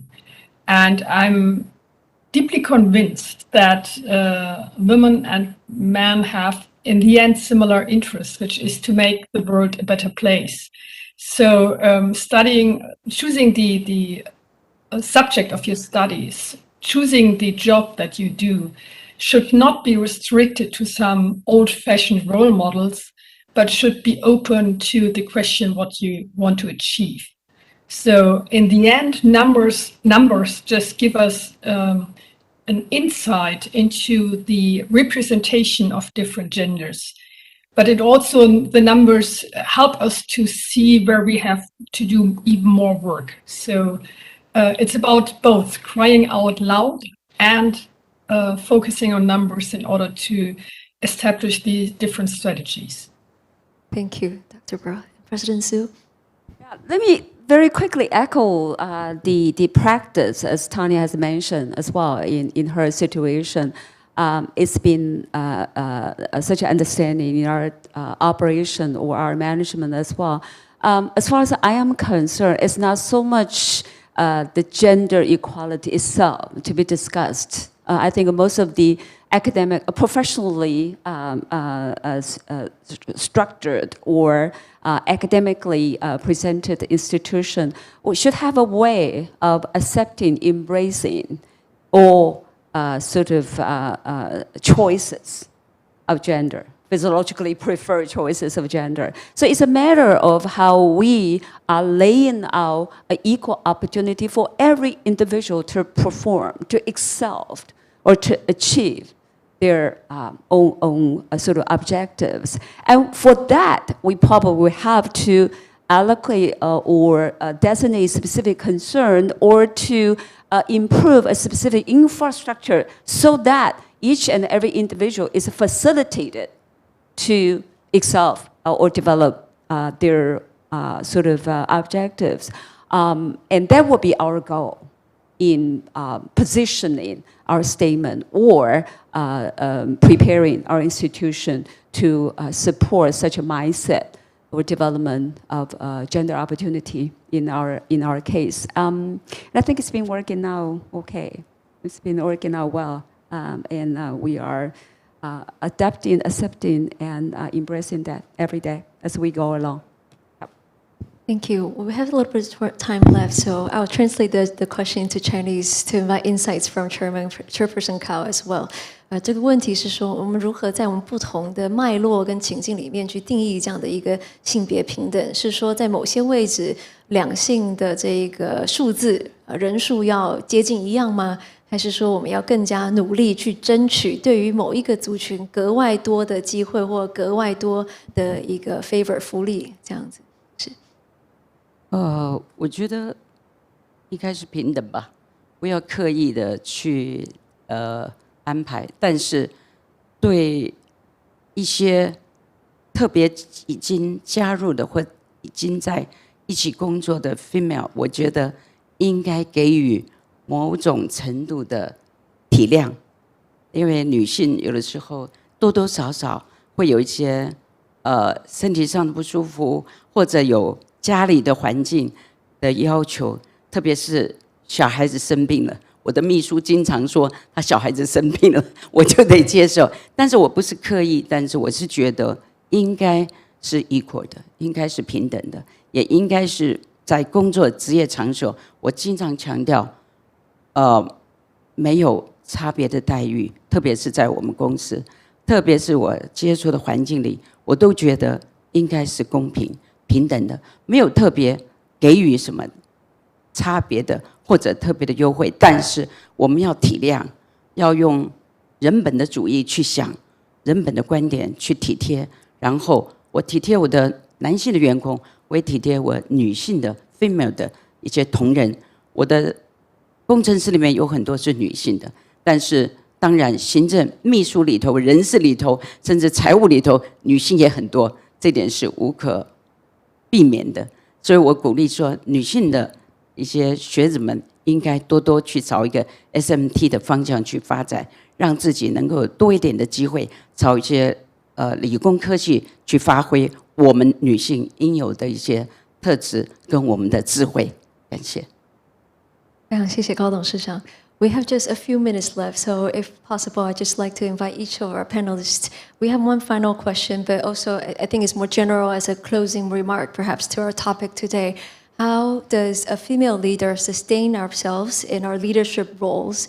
How do you see as some of the biggest opportunities to elevating female leadership in our context in this era today? So perhaps I'll invite each panelist to use 1 minute to share some final wisdom with us, and I think it will close our session for today. So, 董事长，您愿意先分享吗？就是说，在最后的一个时间里面，如何给女性领导者要持续在这样女性领导力推动的过程里面，现在要面对的挑战，什么样比较 general 的一个建议或者是鼓励呢？女性的领导者或者是女性的工作者，都应该要注意。我们的进步不会停下来，每一天科技的挑战、数位化、智慧化在我们的周遭，我们应该具备所有的能力的培养跟资讯的吸收，还有不停的让自己进步，不能被周遭的环境、周遭的科技所淘汰。那这就是我觉得要给女性一个鼓励。另外，我期盼所有的女性都能够看重自己，能够在家庭跟你自己的事业上能够发挥，而不要受到家里另一半或小孩的局限，用你的智慧去克服，让他取得一个平衡点。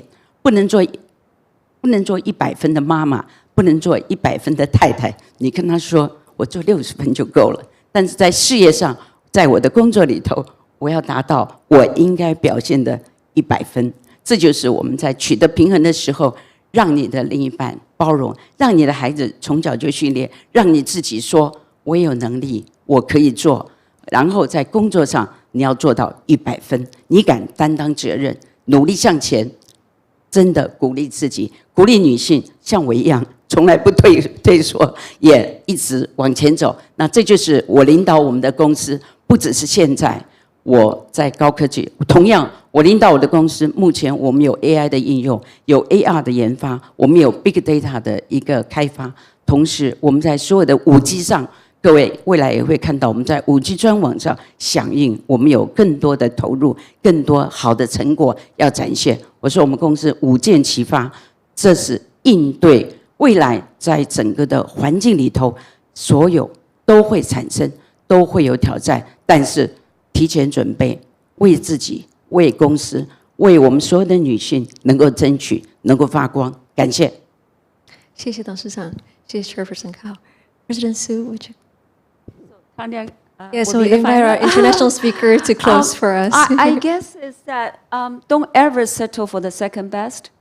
If you intend to really sustain in the leadership world for what you are really worth for, then be sure that you always aim for the excellence and don't ever be gaining any extra convenience because of the advantage of the physiological gender. But do not also seeking the excuse, from the disadvantage of your physiological gender.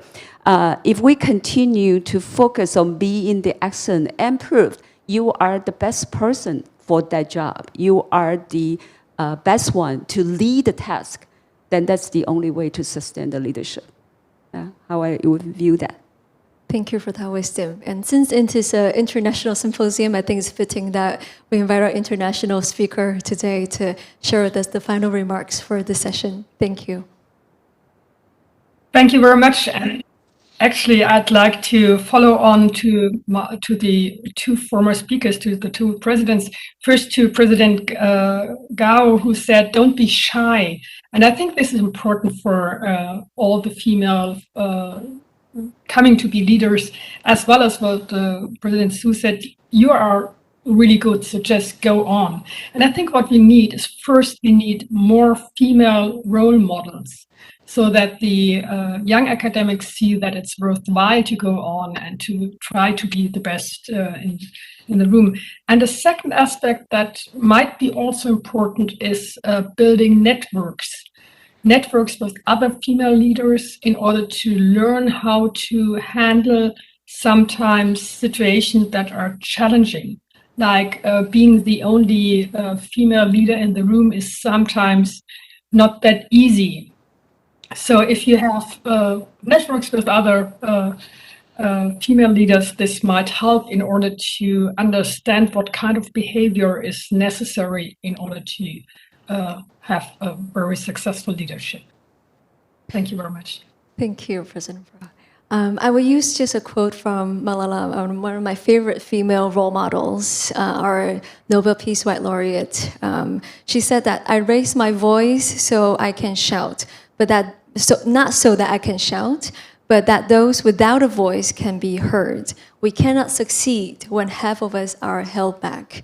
And I think that's the spirit to female leadership, that we're raising voices not to play a zero-sum game, not to ask for more favors for a certain group, but so that those who are less heard can be heard, so that we can talk about freedom and prosperity for all, not just for single people. So thank you very much for our panelists, and thank you for your participation. Thank you. A big round of applause to our moderator and three panelists for your wonderful, wonderful discussion. Thank you to Anting. Thank you to Chairperson Gao. You may return to your seat. President Su, would you please remain on the stage for the concluding thoughts that you're going to share with us? And thank you very much to Professor Bruel for joining us for the afternoon discussion. Thank you once again. And I think in this world, we still see a lot of uncertainties. We see a lot of challenges. However, we still feel very encouraged to pursue opportunity for everyone, okay? So that's what we really want to do. And that's also what we want to talk about throughout today's forum. And don't ever feel held back, and just find one thing that can really move you. Follow your heart, listen to your heart, and show the world the best of yourself. All right, but now, ladies and gentlemen, 2021 International Higher Education Symposium is coming to an end. To share with us the final concluding thoughts, let's welcome back once again the President Jenny Su of National Cheng Kung University. 我们再次掌声欢迎校长最后为我们致辞。Let me begin by inspired by Anting's last few phrases. NCQ is organizing this event because we are trying to do something that some of my colleagues, they are not able to have resources or capacity. So this program is very much on behalf of all my colleagues, friends in this higher education sector in Taiwan. This is a platform that we like to voice out as to how collectively we are concerned. We are willing for the matter or for the better higher education or for the talent cultivation in the decade to come. So with that, I thank Antin and Tanya from Darmstadt and Gao Dong Shizhang for joining this sector. It means more than just discussing the or elevating the female gender leadership. It's so much for the concern of how together we have so much to do in preparing, in supporting, in cultivating the talents we need for the future society. So distinguished guests and ladies and gentlemen, both from the industry, from the academia, from government sector, and from many of the non-NGOs that are joining us today since this morning and throughout the afternoon section. Let me begin by relating to you that UNESCO, International Institute for Higher Education in Latin America and Caribbean, has launched a report, and I quote, thinking higher and beyond. So there's perspectives on the future of higher education to 2050 and not too long and from us today, even in 2021. The report highlights 4 key messages for higher education toward 2050. 1, to take active responsibility for our common humanity. 2, to promote well-being and sustainability. 3, to draw strength from intercultural and epistemic diversity. 4, to uphold and create interconnectedness at multiple levels. So NCKU, on the occasion of our 90th anniversary of our foundation, we sincerely honored, we're very, very much honored that partners at home and abroad worked hands in hands with us to make a difference. And at the same time, we're humble also by the responsibility and the challenges ahead. Through receiving diverse views from enterprises and listening to voices from students and observing the true needs of our communities, NCKU proposed a vision humbly for you to review that how we are looking at the talent development for Taiwan, and we would hope to also redefine the capability of talent needed by the world in the future. After all, through the experiences and lessons we learned from the pandemic, there's no boundary anymore. There's no disconnectedness. When the world seems to be more divided, the world has an opportunity to even better connect it. So the pandemic has revealed that the world is expected to face with more challenges. These challenges are shared by every country and are dealt with differently according to the country's own local, social, and economic context. International comparative analysis at all levels, therefore, become especially valuable for discovering the best solution and to the real world problems. I think more than 80 people join us here on site and even more online through different time zones, participates at this afternoon's deliberates on talent cultivation of next generation. This is a far-reaching issue pushing forward the development nationwide or even worldwide. Academic expertise, business field in practice, and the dialogue and actions happening under the country's policies would definitely mingle in the development of international talent of the next century and its cultivation environment. So with that, I thank you again for the partnership and for the input from different perspectives. So thanks for the support and trust from partners and industry leaders. NCKU worked with you all to support the Declaration of Engage, Next Generation Global Talent Cultivation Action. To this symposium emphasizes the first step that we are going to take together. For hundreds and hundreds of years, the society has pinned its hope on the university, and we proudly undertake their missions. We have been expected to incubate diverse, excellent talents, since talents are always held in high regard as an essential pillar of a nation and as a society, and that's our core mission. So through this opportunity, let me once again express my hearted appreciation for all the partners across industry, social, academia, and CKU alumni as well, across different generations, who have worked with us very closely along the way. We have constructed solid partnership from the before and will also continue into the future through projects, whether big or small. We feel very, very much privileged and will continue to pride ourselves on this very focus. Centering on this focus and collaboration, the university has been committed, as Antin has mentioned, to fulfilling the mission of guarding the core value of higher education as a university with weighted responsibility on the pathway to transformation. We look forward to the joint hands with industry, officers, and academia of the same mindset to nurture advanced talents having social awareness and the ability of resolving even more challenging global issues in the hopes that we will achieving a common good and mutual prosperity. So with that, I thank you for the friendship and partnership. I look forward a better tomorrow, not only in Taiwan, but around the world. Thank you very much. Thank you very much to President Su. 谢谢校长，请校长稍微留步一下下。Ladies and gentlemen, we're not letting you go without having a final photo on the stage. 那我们最后呢，要有请我们前排的贵宾，我们前3排的贵宾哦，一起到台上来，我们一起合照。那可能有些贵宾我们站在这个前方这边，那有些贵宾呢，我们站在舞台上。好，那我们试试有请贵宾呢，前3排的贵宾，我们到舞台上来。好，有请。Okay, we are now inviting our distinguished guests, our distinguished speakers to join us on the stage for one final photo. We'd like to thank you so much for your participation today. Thank you to all of our speakers for their valuable inputs. We have learned so much today. Thank you, and we really appreciate your participation. 好，我们希望呢是每个贵宾我们都看得到哦 ，All right, OK, OK 好，我们看向前面的镜头 ，Everybody, let's look at the camera in the front, OK.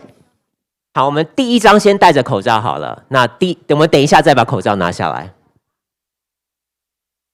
现在就拿下来吗？ OK, 好，那我们就拿下来 OK. Yeah, we are having the photo mask free. Okay, 3, 2, 1. Let's take one more. 3, 2, 1. 好，最后我们还是不免俗比一个赞好吗 ？Yes, thumbs up. All right. The Taiwan style of having a photo together, everybody. 好，再次谢谢我们今天所有的讲者、所有的贵宾，谢谢。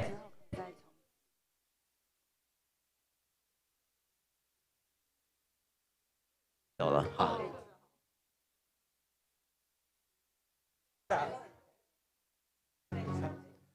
那我们现在是荧幕上帮我们秀一下 QR code 好吗？那我们谢谢各位贵宾今天的这个参与哦。那各位贵宾离场之前，是不是扫描 QR code 帮我们填写问卷？谢谢大家。Ladies and gentlemen, you can see the QR code on the big screen right now.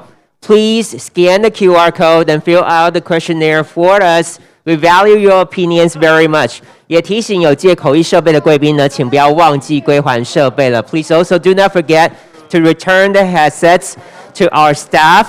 那今天呢，再次谢谢各位贵宾的参与，提醒大家离场之前不要忘记您的随身物品了。Thank you once again for your